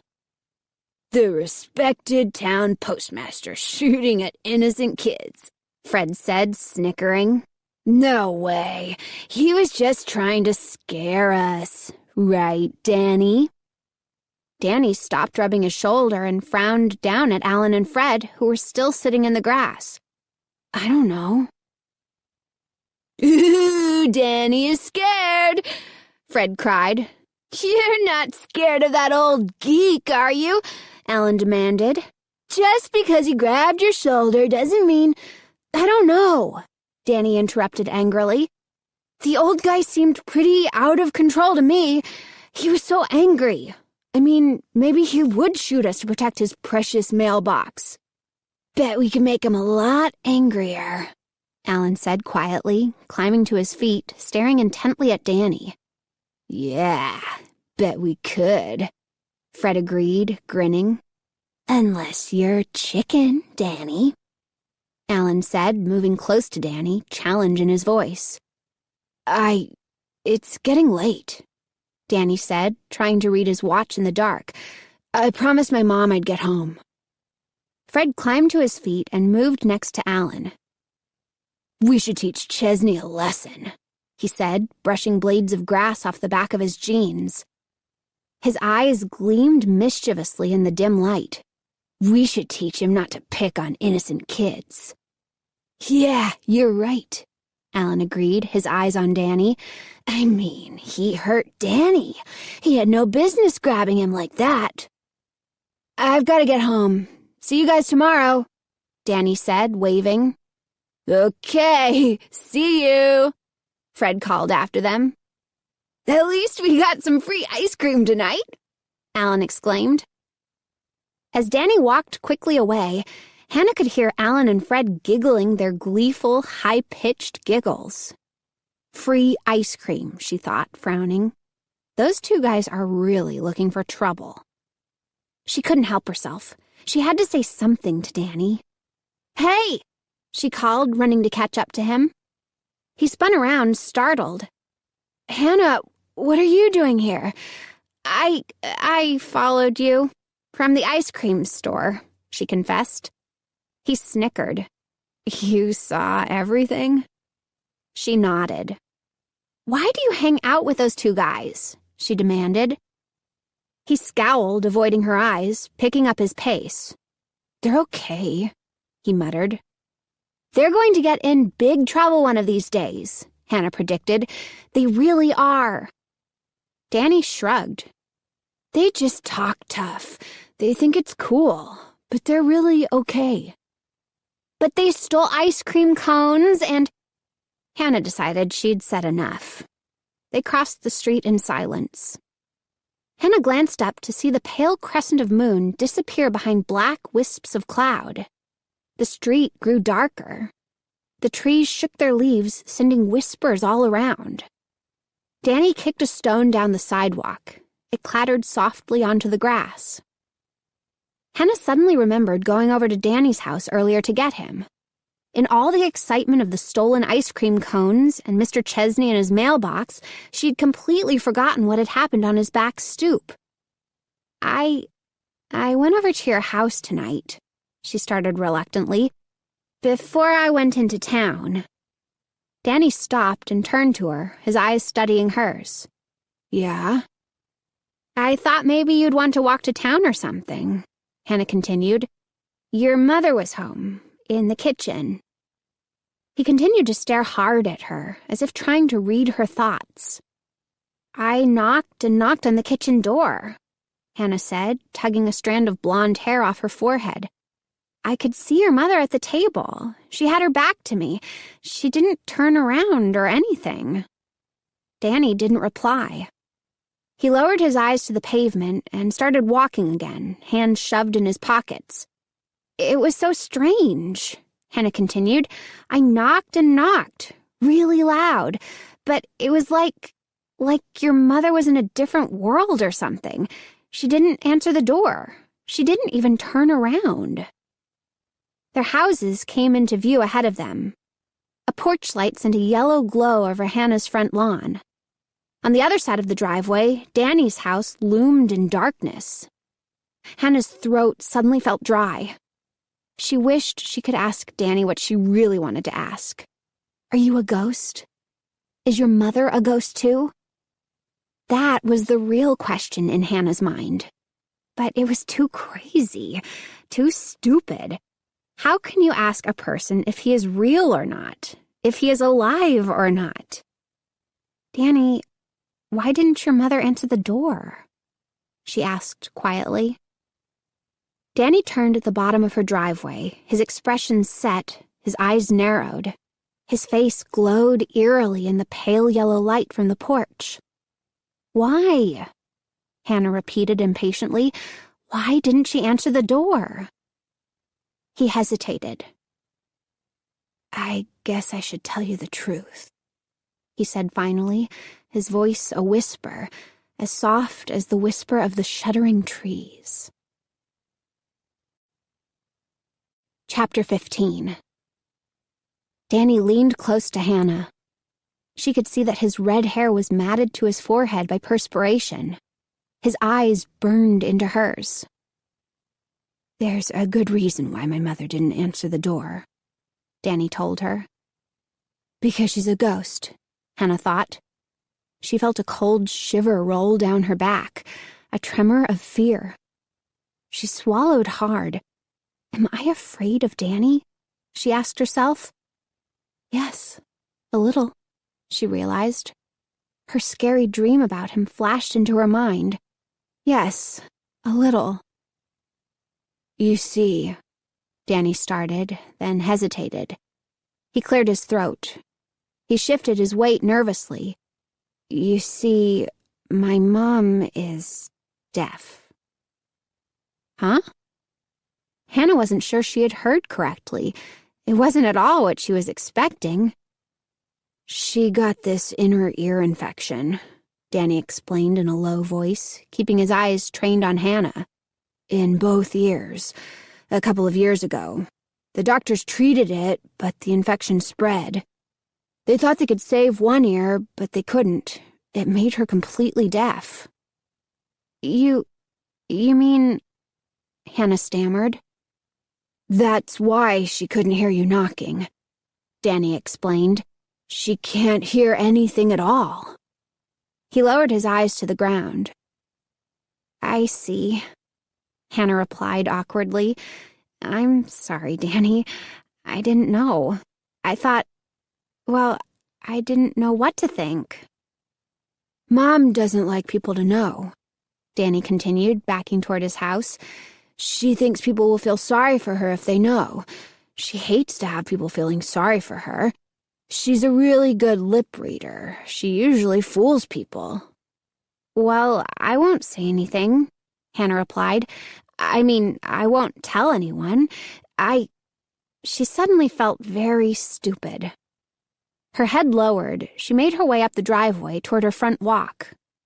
See you tomorrow, Danny called. Yeah, okay, she replied, thinking about what he had just told her. She looked up to wave goodnight to him, but he had vanished. Hannah turned and began jogging around the side of the house toward the back door. Danny's words troubled her. She realized all of her thoughts about ghosts may have been a big mistake. Her parents were always predicting that someday her imagination would run away with her. Now maybe it has, Hannah thought unhappily. Maybe I've totally lost it. She turned the corner of the house and started toward the back door, her sneakers squishing on the soft, wet ground. The light over the porch sent a narrow cone of white light onto the concrete stoop. Hannah was nearly to the door when the dark figure, wrapped in black shadow, its red eyes glowing like hot coals, stepped into the light, blocking her path. Hannah, stay away, it whispered, pointing menacingly at her with one long, shadowy finger. Chapter 16. Gripped with horror, Hannah thought she saw the shadow of an evil grin inside the deeper shadow that hovered over the stoop. Hannah, stay away. Stay away from Danny. No! In her panic, Hannah didn't even realize that the howl came from her own throat. The red eyes glowed brighter in reaction to her scream. The fiery stare burned into her eyes, forcing her to shield her face with both hands. Hannah, listen to my warning. The dreadful, dry whisper, the whisper of death. The sinewy black finger, outlined in the white porch light, pointed to her, threatened her again. And again Hannah cried out in a voice hoarse with terror, "No!" The dark figure swept closer, closer.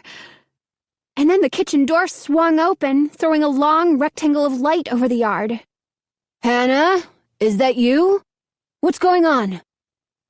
Her father stepped into the light, his features knotted with concern, his eyes peering into the darkness through his square eyeglasses. Dad! Hannah's voice caught in her throat. Look out, Dad! He... Hannah pointed to empty air, pointed to the empty rectangle of light from the kitchen door, pointed to nothing. The shadow figure had disappeared once again. Her mind spinning in confusion, feeling dazed and terrified, she hurried past her father into the house. She had told her parents about the frightening dark figure with the glowing red eyes. Her father carefully searched the backyard, his flashlight playing over the lawn. He found no footprints in the soft, wet ground, no sign at all of an intruder. Hannah's mother had gazed intently at her, studying her, as if trying to find some kind of answer in Hannah's eyes. I'm not crazy," Hannah stammered angrily.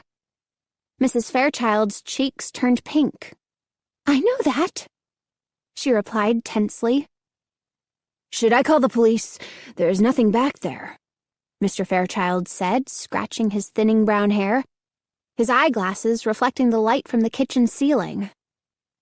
"I'll just go to bed," Hannah told them, moving abruptly to the door. "I'm really tired." Her legs felt trembly and weak as she hurried down the hall to her room. Sighing wearily, she pushed open her bedroom door. The dark shadow figure was waiting for her by her bed. Chapter 17.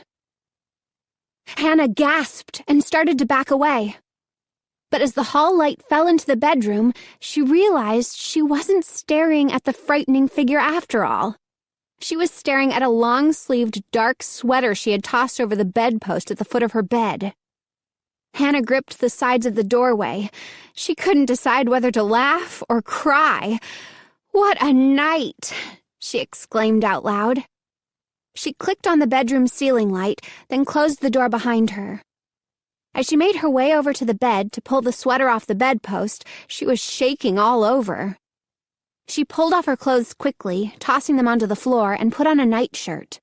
Then she climbed under the covers, eager to get to sleep. But she couldn't stop her mind from worrying over all that had happened. She couldn't stop the frightening pictures from playing in her head over and over. The shadows of tree limbs from the front yard shifted and bobbed across the ceiling. Normally, she found their silent dance soothing, but tonight the moving shadows frightened her, reminded her of the menacing dark figure that had called her name. She tried to think about Danny instead. But those thoughts were just as troubling. Danny is a ghost. Danny is a ghost. The phrase repeated again and again in her mind. He had to be lying about his mother, Hannah decided. He made up the story about her being deaf because he doesn't want me to figure out that she's a ghost too. Questions, questions, questions she couldn't answer. If Danny is a ghost, what is he doing here? Why did he move in next door to me? Why does he hang out with Alan and Fred? Are they ghosts too? Is that why I've never seen them at school or in town before? Is that why I've never seen any of them? They're all ghosts? Hannah shut her eyes, trying to force all the questions from her mind. But she couldn't stop thinking about Danny and the dark shadow figure. Why did the dark figure tell me to stay away from Danny? Is it trying to keep me from proving that Danny is a ghost? Finally, Hannah fell asleep. But even in sleep, her troubled thoughts pursued her. The sinewy black shadow followed her into her dreams. In the dream, she was standing in a gray cave. A fire burned brightly, far in the distance at the mouth of the cave. The black figure, its red eyes glowing brighter than the fire, moved toward Hannah, closer and closer. And when the black figure came so close, close enough for Hannah to reach out and touch it, the shadow figure reached up with its stick-like arms and pulled itself apart. It reached up with its ebony hands and with bone-like fingers pulled away the darkness where its face should be, revealing Danny underneath. Danny, leering at her with glowing red eyes that burned into hers until she woke up gasping for breath. No, she thought, staring out the window at the gray dawn. No, Danny isn't the black shadow. No way. It isn't Danny. It can't be Danny. The dream makes no sense. Hannah sat up. Her bedclothes were damp from perspiration. The air in the room hung heavy and sour. She kicked off the covers and lowered her feet to the floor. She knew only one thing for certain after her long night of frightening thoughts. She had to talk to Danny. She couldn't spend another night like this. She had to find out the truth. The next morning after breakfast, she saw him kicking a soccer ball around in his backyard. She pulled open the kitchen door and ran outside. The screen door slammed loudly behind her as she began to run to him. "Hey, Danny!" she called. "Are you a ghost?" Chapter 18. Huh? Danny glanced at her, then kicked the black and white soccer ball against the side of the garage. He was wearing a navy blue t-shirt over denim shorts. He had a blue and red Cubs cap pulled down over his red hair.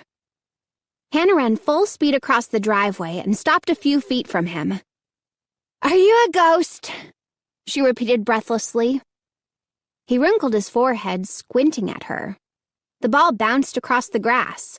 He stepped forward and kicked it. "Yeah, sure," he said. "No, really," Hannah insisted, her heart pounding. The ball bounced high off the garage, and he caught it against his chest.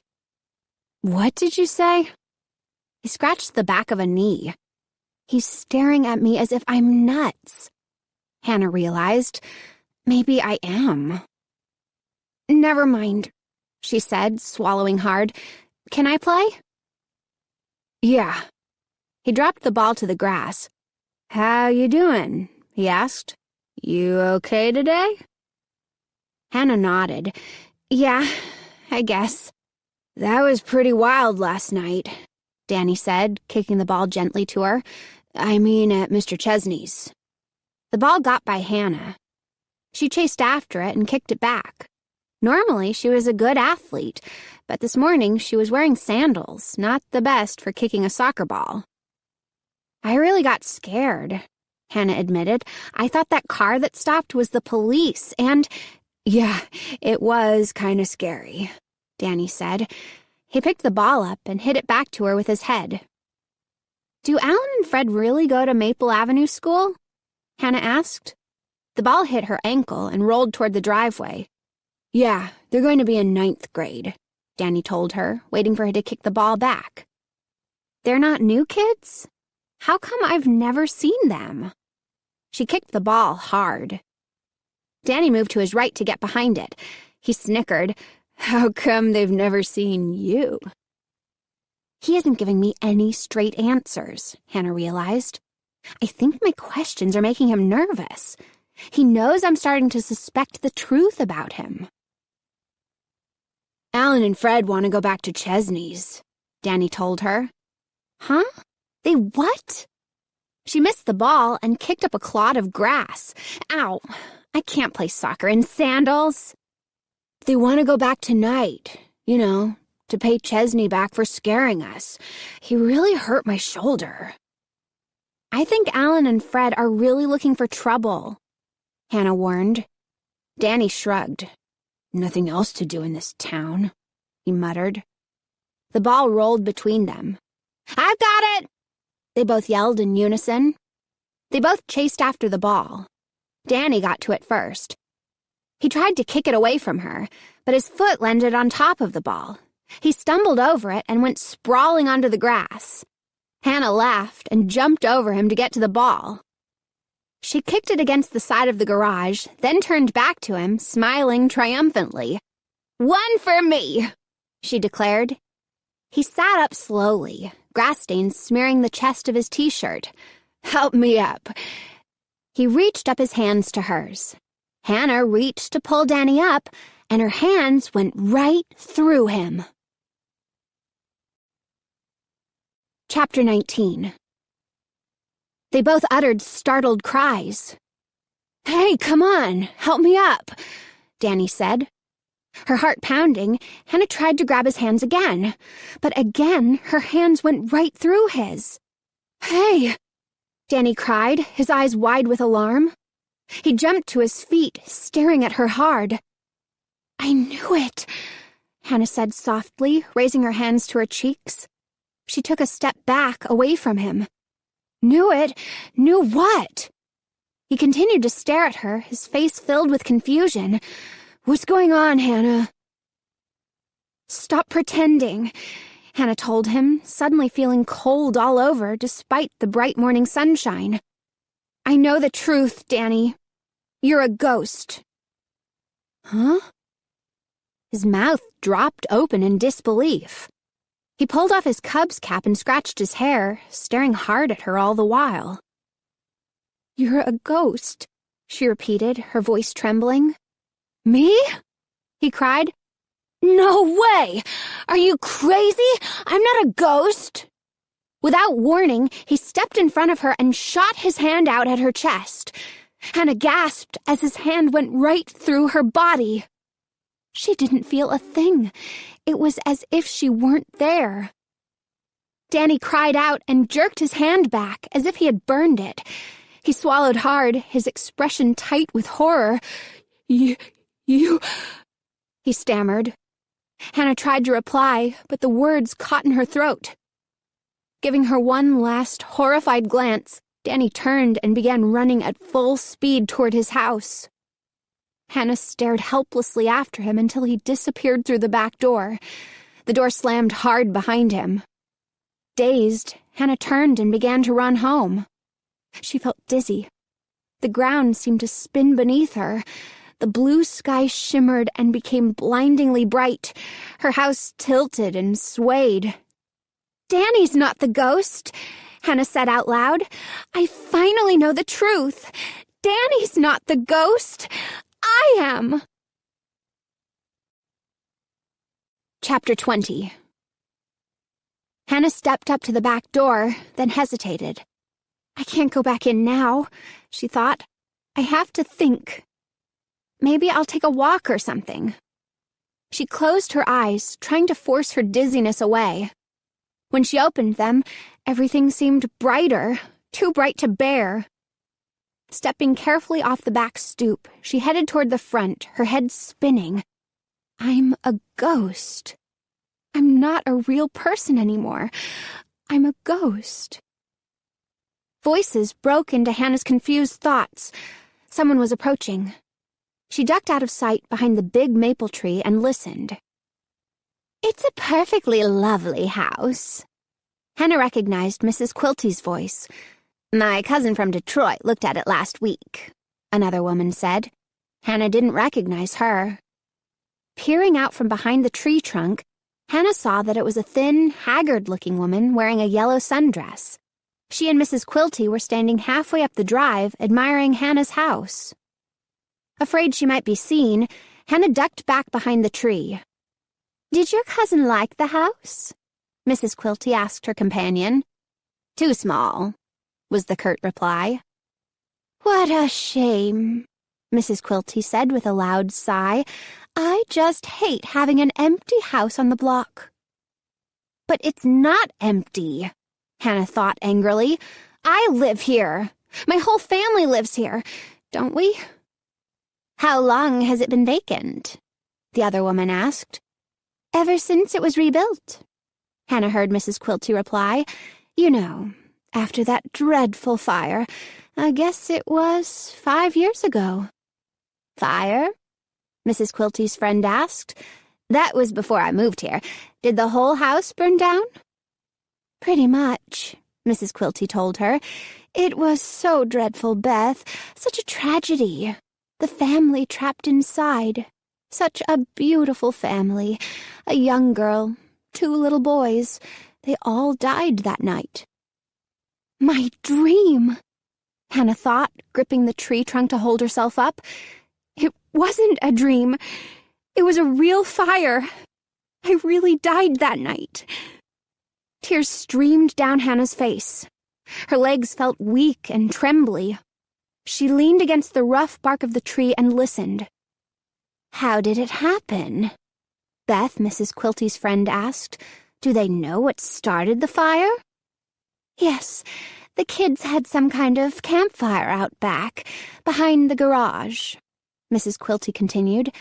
"When they went inside, they didn't put it out completely. The house caught fire after they'd gone to sleep. It spread so quickly." Hannah saw the 2 women peering thoughtfully at the house from their position on the driveway. They were shaking their heads. "The house was gutted, then completely rebuilt," Mrs. Quilty was saying. "But no one ever moved in. It's been 5 years. Can you imagine? I've been dead for 5 years, Hannah thought, letting the tears roll down her cheeks. No wonder I didn't know Danny or his friends. No wonder I haven't gotten any letters from Janie. No wonder I haven't heard from any of my friends. I've been dead for 5 years. Now Hannah understood why sometimes time seemed to stand still, and sometimes it floated by so quickly. Ghosts come and go, she thought sadly. Sometimes I'm solid enough to ride a bike or kick a soccer ball, and sometimes I'm so flimsy someone's hand goes right through me. Hannah watched the two women make their way down the block until they disappeared from view. Clinging to the tree trunk, she made no attempt to move. It was all beginning to make sense to Hannah. The dream-like summer days, the loneliness, the feeling that something wasn't right. But what about Mom and Dad? She asked herself, pushing herself away from the tree. What about the twins? Do they know? Do they know that we're all ghosts? Mom! She shouted, running to the front door. Mom! She burst into the house and ran through the hall to the kitchen. Mom! Mom! Where are you? Bill? Herb? Silence. No one there. They were all gone. Chapter 21. Where are you? Hannah cried aloud. Mom! Bill! Herb! Were they gone forever? We're all ghosts, she thought miserably. All. And now they've left me here by myself. Her heart pounding, she gazed around the kitchen. It was bare. Empty. No cereal boxes on the counter where they were usually kept. No funny magnets on the refrigerator. No curtains on the window. No clock on the wall. No kitchen table. Where are you? Hannah called desperately. She pushed away from the counter and went running through the house. All empty. All bare. No clothing. No furniture. No lamps or posters on the wall or books in the bookshelves. Gone. Everything gone. They've left me here. A ghost all by myself. I've got to talk to someone, she said aloud. Anyone. She searched desperately for a telephone until she found a red one on the bare kitchen wall. Who can I call? Who? No one. I'm dead. I've been dead for 5 years. She picked up the receiver and brought it to her ear. Silence. The phone was dead too. With a hopeless cry, Hannah let the receiver fall to the floor. Her heart thudding, tears once again rolling down her cheeks, she flung herself down onto the bare floor. Sobbing softly to herself, she buried her head in her arms and let the darkness sweep over her. When she opened her eyes, the darkness remained. She pulled herself up, not sure at first where she was. Feeling shaky and tense, she raised her eyes to the kitchen window. Outside, the sky was blue-black. Night.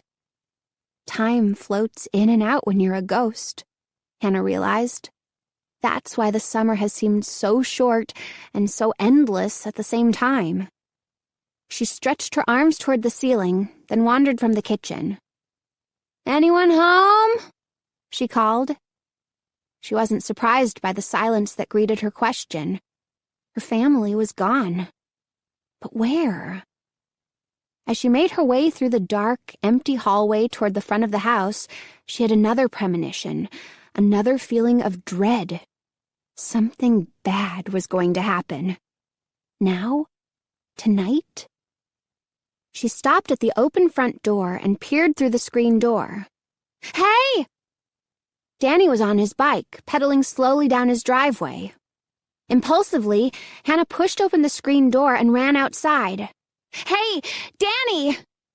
He slowed his bike and turned to her. Danny, wait! She called, running across her yard toward him. No, please! his face filled with fright. He raised both hands as if to shield himself. "Danny! Go away!" he screamed, his voice shrill from terror. "Please, stay away!" He gripped the handlebars and began pedaling furiously away. Hannah jumped back, stunned and hurt. "Don't be afraid of me!" she shouted after him, cupping her hands around her mouth to be heard. "Danny, please, don't be afraid!" Leaning over the handlebars, he rode away without looking back. Hannah uttered a hurt cry. As Danny disappeared down the block, the feeling of dread swept over her. "I know where he's going," she thought. "He's meeting Alan and Fred, and they're going to Mr. Chesney's house. They're going to get their revenge on Mr. Chesney, and something very bad is going to happen." "I'm going there too," Hannah decided. "I have to go too." She hurried to the garage to get her bike. Mr. Chesney had repaired his mailbox, Hannah saw. The hand-carved swan wings floated out from the pole, which had been returned to its erect position. Crouching behind the same low evergreen, Hannah watched the 3 boys across the street. They hesitated at the edge of Mr. Chesney's yard, hidden from the house by the tall hedge. In the pale, white light of the street lamp, Hannah could see them grinning and joking. Then she saw Fred shove Danny toward the mailbox. Hannah raised her gaze beyond the hedge to Mr. Chesney's small house. Orange light glowed dimly from the living room window. The porch light was on. The rest of the house sat in darkness. Was Mr. Chesney home? Hannah couldn't tell. His beat-up old Plymouth wasn't in the driveway. Hannah crouched behind the evergreen. Its prickly branches bobbed in a light breeze. She watched Danny struggle to pull up the mailbox. Alan and Fred were standing behind him, urging him on. Danny gripped both jutting wings and pulled. Fred slapped him on the back. "Harder!" he cried. "What a wimp!"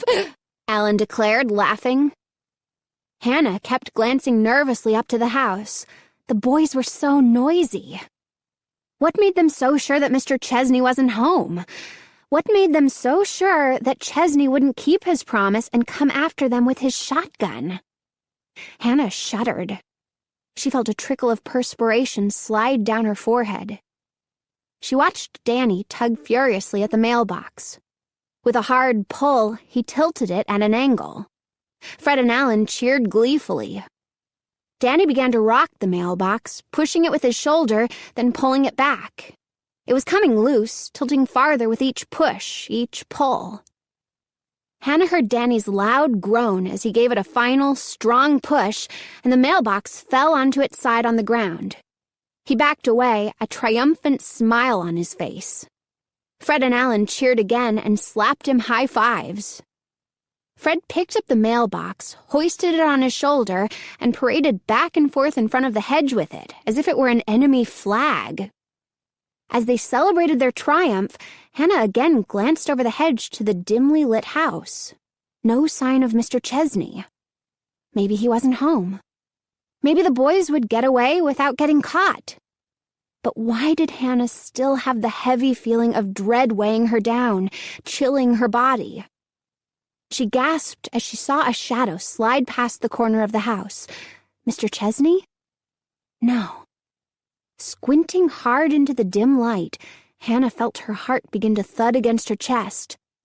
No one there. But what was that shadow? She had definitely seen it, a shape darker than the long night shadows, slithering against the grayness of the house.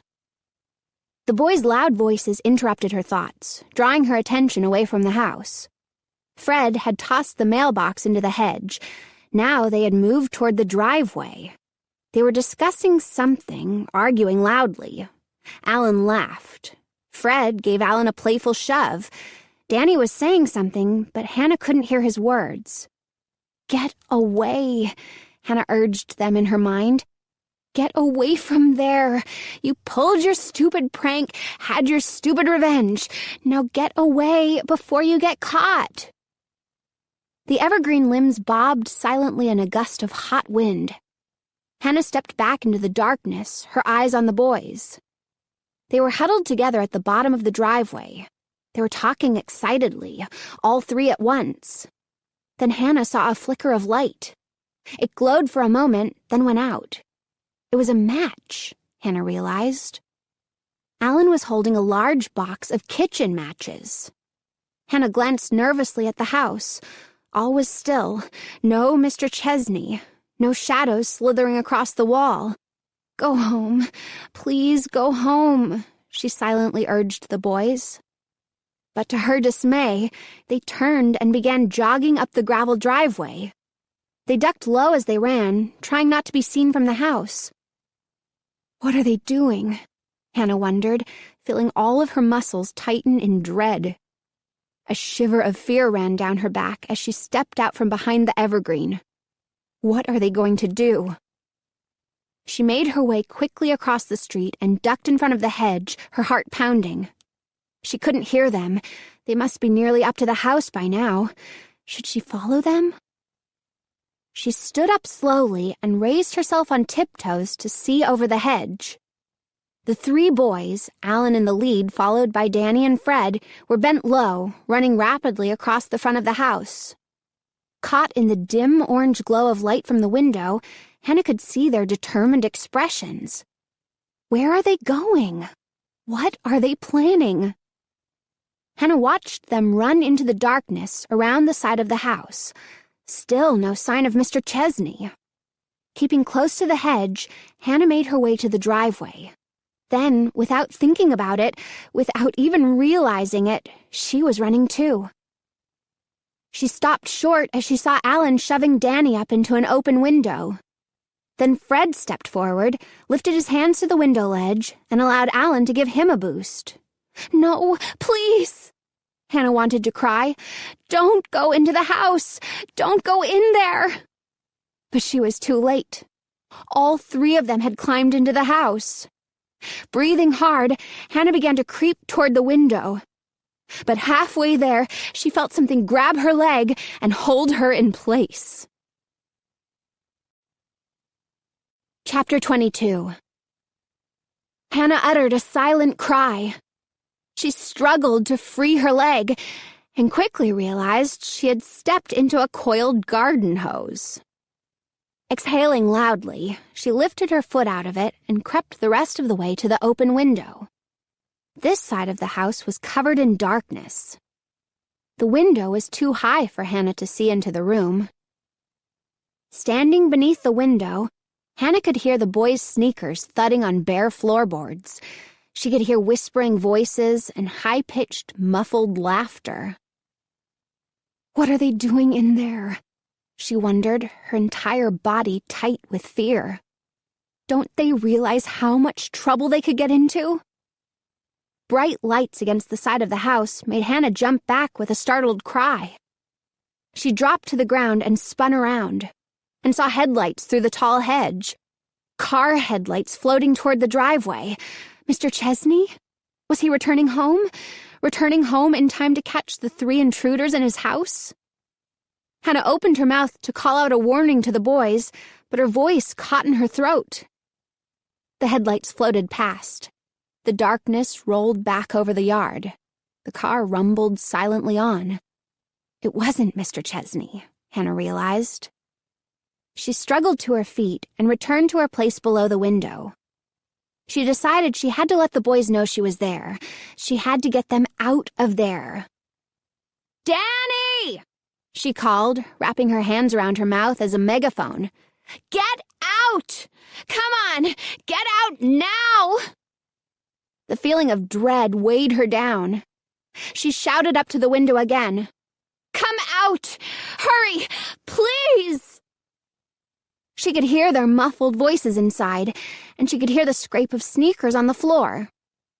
Staring up at the window, she saw a light come on. Orange light. Dim at first, then brighter. "Are you crazy?" she shouted into them. "Turn off the lights!" Why on earth were they turning on lights? Did they want to get caught? "Turn off the lights!" she repeated in a high, shrill, frightened voice. But the orange light grew brighter, became a bright yellow. And as she stared in horror, Hannah realized the light was flickering. Not lamplight, firelight. Fire! They had set a fire! No! She screamed, raising her hands to the sides of her face. No! Get out! Get out of there! She could smell smoke now. She could see the reflection of the leaping flames in the window glass. She started to shout to them again, but stopped when she saw the shadow move toward her on the wall of the house. Hannah stopped and turned her stare, and saw the dark figure, blacker than the night, its red eyes glowing brightly from the blackness of its face. It stepped silently toward her, floating rapidly over the tall, weed-strewn grass. Its red eyes appeared to light up as it neared. "Hannah, stay away," the moving shadow called in a voice as dry as dead leaves. "Hannah, stay away." No! Hannah uttered a frightened wail as it moved toward her. A burst of frigid air encircled her body. No! Hannah. Who are you? She demanded. What do you want? Behind her, she could hear the crackle of flames now. Yellow light flickered behind choking waves of black smoke from the open window. Its fiery eyes glowing brighter, the shadow figure raised itself up, hovered closer, closer, stretching out its arms, preparing to pull her in. Chapter 23. Gripped with fear, Hannah raised her hands in front of her as if trying to shield herself. She heard a sudden scrabbling at the window, a muffled cry above her head.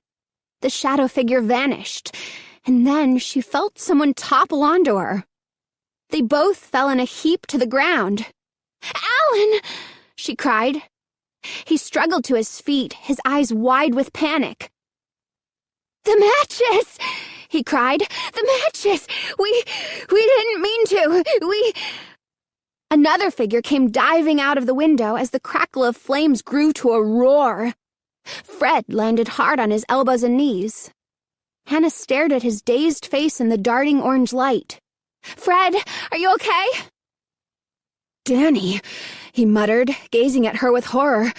"Danny's in there. He can't get out." "Huh?" Hannah leapt to her feet. "Danny's trapped in the fire! He's going to burn!" Alan cried. "We have to get help," Fred said, shouting over the roar of the flames. He pulled Alan by the arm. The two boys took off, running unsteadily across the yard toward the house next door. Bright orange and yellow flames licked at the windowsill above Hannah's head. "I have to save Danny," she thought.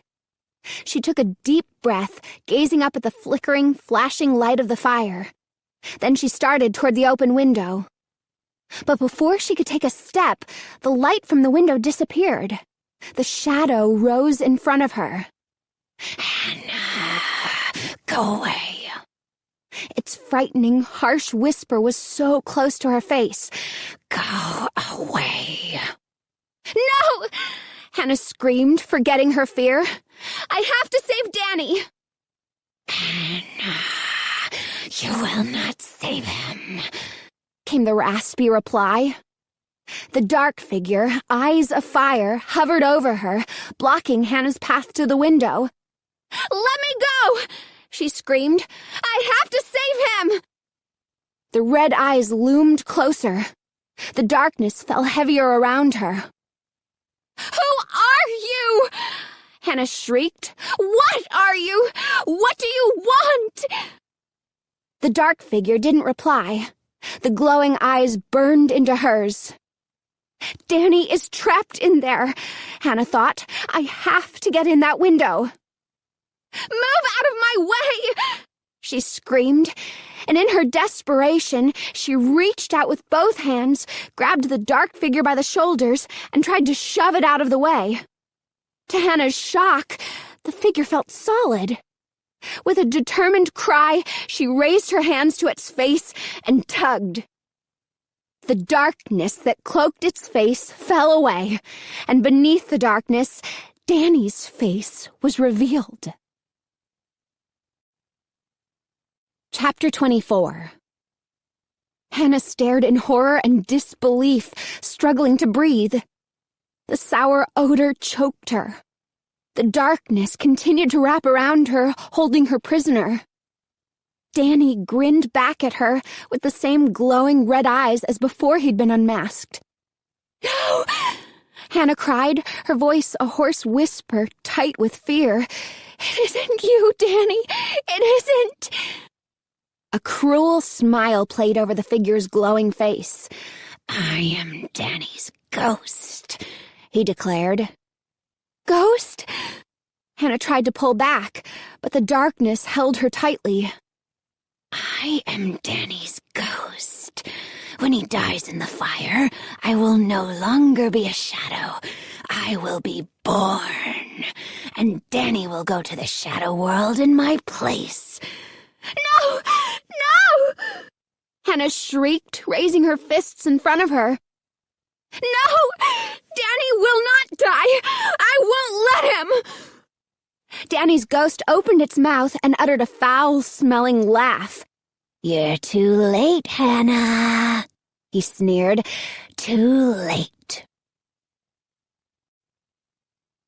Chapter 25. "No!" Hannah's wail echoed in the darkness that surrounded her. The ghost Danny's red eyes flared angrily as Hannah burst right through him. A second later, she was raising her hands to the window ledge. Oh! The sill was hot from the fire. Using all her strength, she pulled herself up toward the darting flames and into the house. A curtain of thick, sour smoke rose up to greet her. Ignoring the smoke and the bright wall of fire, Hannah lowered herself heavily onto the floor. "I'm a ghost," she told herself, stepping into the blazing room. "I'm a ghost. I can't die again." She rubbed her eyes with the sleeve of her t-shirt, struggling to see. "Danny!" she called, shouting as loudly as she could. "Danny! I can't see you! Where are you?" Shielding her eyes with one hand, Hannah took another step into the room. Flames shot up like bright geysers. Wallpaper on one wall had curled down, the blackened corner covered with leaping flames. "Danny, where are you?" She heard a muffled shout from the next room. Dashing through the flame-encircled doorway, she saw him, trapped behind a tall wall of flames. "Danny!" He was backed into a corner, his hands raised together in front of him, shielding his face from the smoke. "I can't get through those thick flames," Hannah realized to her horror. She took another step into the room, then held back. No way I can save him. But once again she reminded herself, I am a ghost. I can do things that living people cannot do. "Help me! Help me!" Danny's voice sounded tiny and far away behind the leaping waves of flame. Without another second's hesitation, Hannah sucked in a deep breath, held it, and leapt into the flames. "Help me!" He stared at her, his eyes blank. He didn't seem to see her. "Help! Come on!" She grabbed his hand and tugged. "Let's go!" The flames bent toward them like fiery arms reaching to grab them. "Come on!" She tugged again, but he held back. "We can't make it!" "Yes, we have to!" she shouted. The heat burned her nostrils. She shut her eyes against the blinding yellow brightness. "We have to!" She grabbed his hand with both of hers and pulled. Black smoke swirled around them. Choking, she shut her eyes and pulled him into the searing, blistering heat of the flames. Into the flames. Through them. Coughing and choking. dripping with perspiration from the furnace-like heat, pulled him, pulled blindly, pulled with all her might. She didn't open her eyes until they were at the window. She didn't breathe until they had tumbled to the cool darkness of the ground. Then, on her hands and knees, panting so loudly, gasping for clean air, she gazed up. There was the shadow figure near the house, twisting in flames. As the fire consumed it, it raised its dark arms toward the sky and vanished without making a sound. With a relieved sigh, Hannah lowered her gaze to Danny. He was lying sprawled on his back, a dazed expression on his face. "Hannah," he whispered hoarsely. "Hannah, thanks." She felt a smile start to cross her face. Everything turned bright as the wall of flames. Then everything went black. Chapter 26. Danny's mother leaned over him, pulling the light blanket up to his chest. "How are you feeling?" she asked softly. It was 2 hours later. Danny had been treated by the paramedics who arrived shortly after the firefighters. They told his worried mother that he was suffering from smoke inhalation and had a few minor burns. After treating the burns, they drove Danny and Mrs. Anderson home in an ambulance. Now Danny lay in bed, staring up at her, still feeling groggy and dazed. Mrs. Quilty stood anxiously in the corner, her arms clasped tensely in front of her, looking on in silence. She had hurried over to see what the commotion was. I'm okay, I guess," Danny said, pulling himself up a bit on the pillow. "I'm just a little tired." His mother pushed a lock of blonde hair off her forehead as she stared down at him, reading his lips. "However did you get out? How did you get out of the house?" "It was Hannah," Danny told her. "Hannah pulled me out." "Who?" Mrs. Anderson nodded her face in confusion. "Who is Hannah?" "You know," Danny replied impatiently. "The girl next door." "There's no girl next door," his mother said. "Is there, Molly?" She turned to read Mrs. Quilty's lips. Mrs. Quilty shook her head. "The house is empty." Danny sat up straight. "Her name is Hannah Fairchild. She saved my life, Mom." Mrs. Quilty tisk-tisked sympathetically. "Hannah Fairchild is the girl who died 5 years ago," she said quietly. "Poor Danny is a bit delirious, I'm afraid." "Just lie back," Danny's mother said, gently pushing him back onto the pillow. "Get some rest. You'll be fine." "But where is Hannah? Hannah is my friend," Danny insisted. Hannah watched the scene from the doorway. The 3 people in the room couldn't see her, she realized. She had saved Danny's life, and now the room and the people in it were growing faint, fading to gray. Maybe that's why my family and I came back after 5 years, Hannah thought. Maybe we came back to save Danny from dying in a fire as we did. "Hannah! Hannah!" A voice called to her, a sweet, familiar voice from far away. "Is that you, Mom?" Hannah called. "Time to come back," Mrs. Fairchild whispered. "You must leave now, Hannah. It's time to come back." "Okay, Mom." She gazed into the bedroom at Danny, lying peacefully on his pillow. He was fading away now, fading to gray. Hannah squinted into the solid grayness. The house, she knew, was fading. The earth was fading from her sight. "Come back, Hannah," her mother whispered. "Come back to us now." Hannah could feel herself floating now, and as she floated, she gazed down, her last look at Earth. "I can see him, Mom," she said excitedly, brushing the tears off her cheeks. "I can see Danny in his room, but the light is getting faint, so faint." "Hannah, come back. Come back to us," her mother whispered, calling her home. "Danny, remember me!" Hannah cried as Danny's face appeared clearly in the misty gray. Could he hear her? Could he hear her calling to him? She hoped so.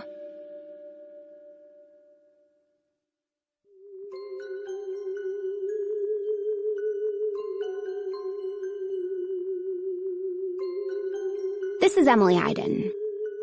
We hope that you have enjoyed this production of The Ghost Next Door, a Goosebumps classic story by R.L. Stine. This program was produced at Dion Audio and directed by Sebastian Zetten. Executive producer Paul R. Gagney. Print edition published by Scholastic Inc.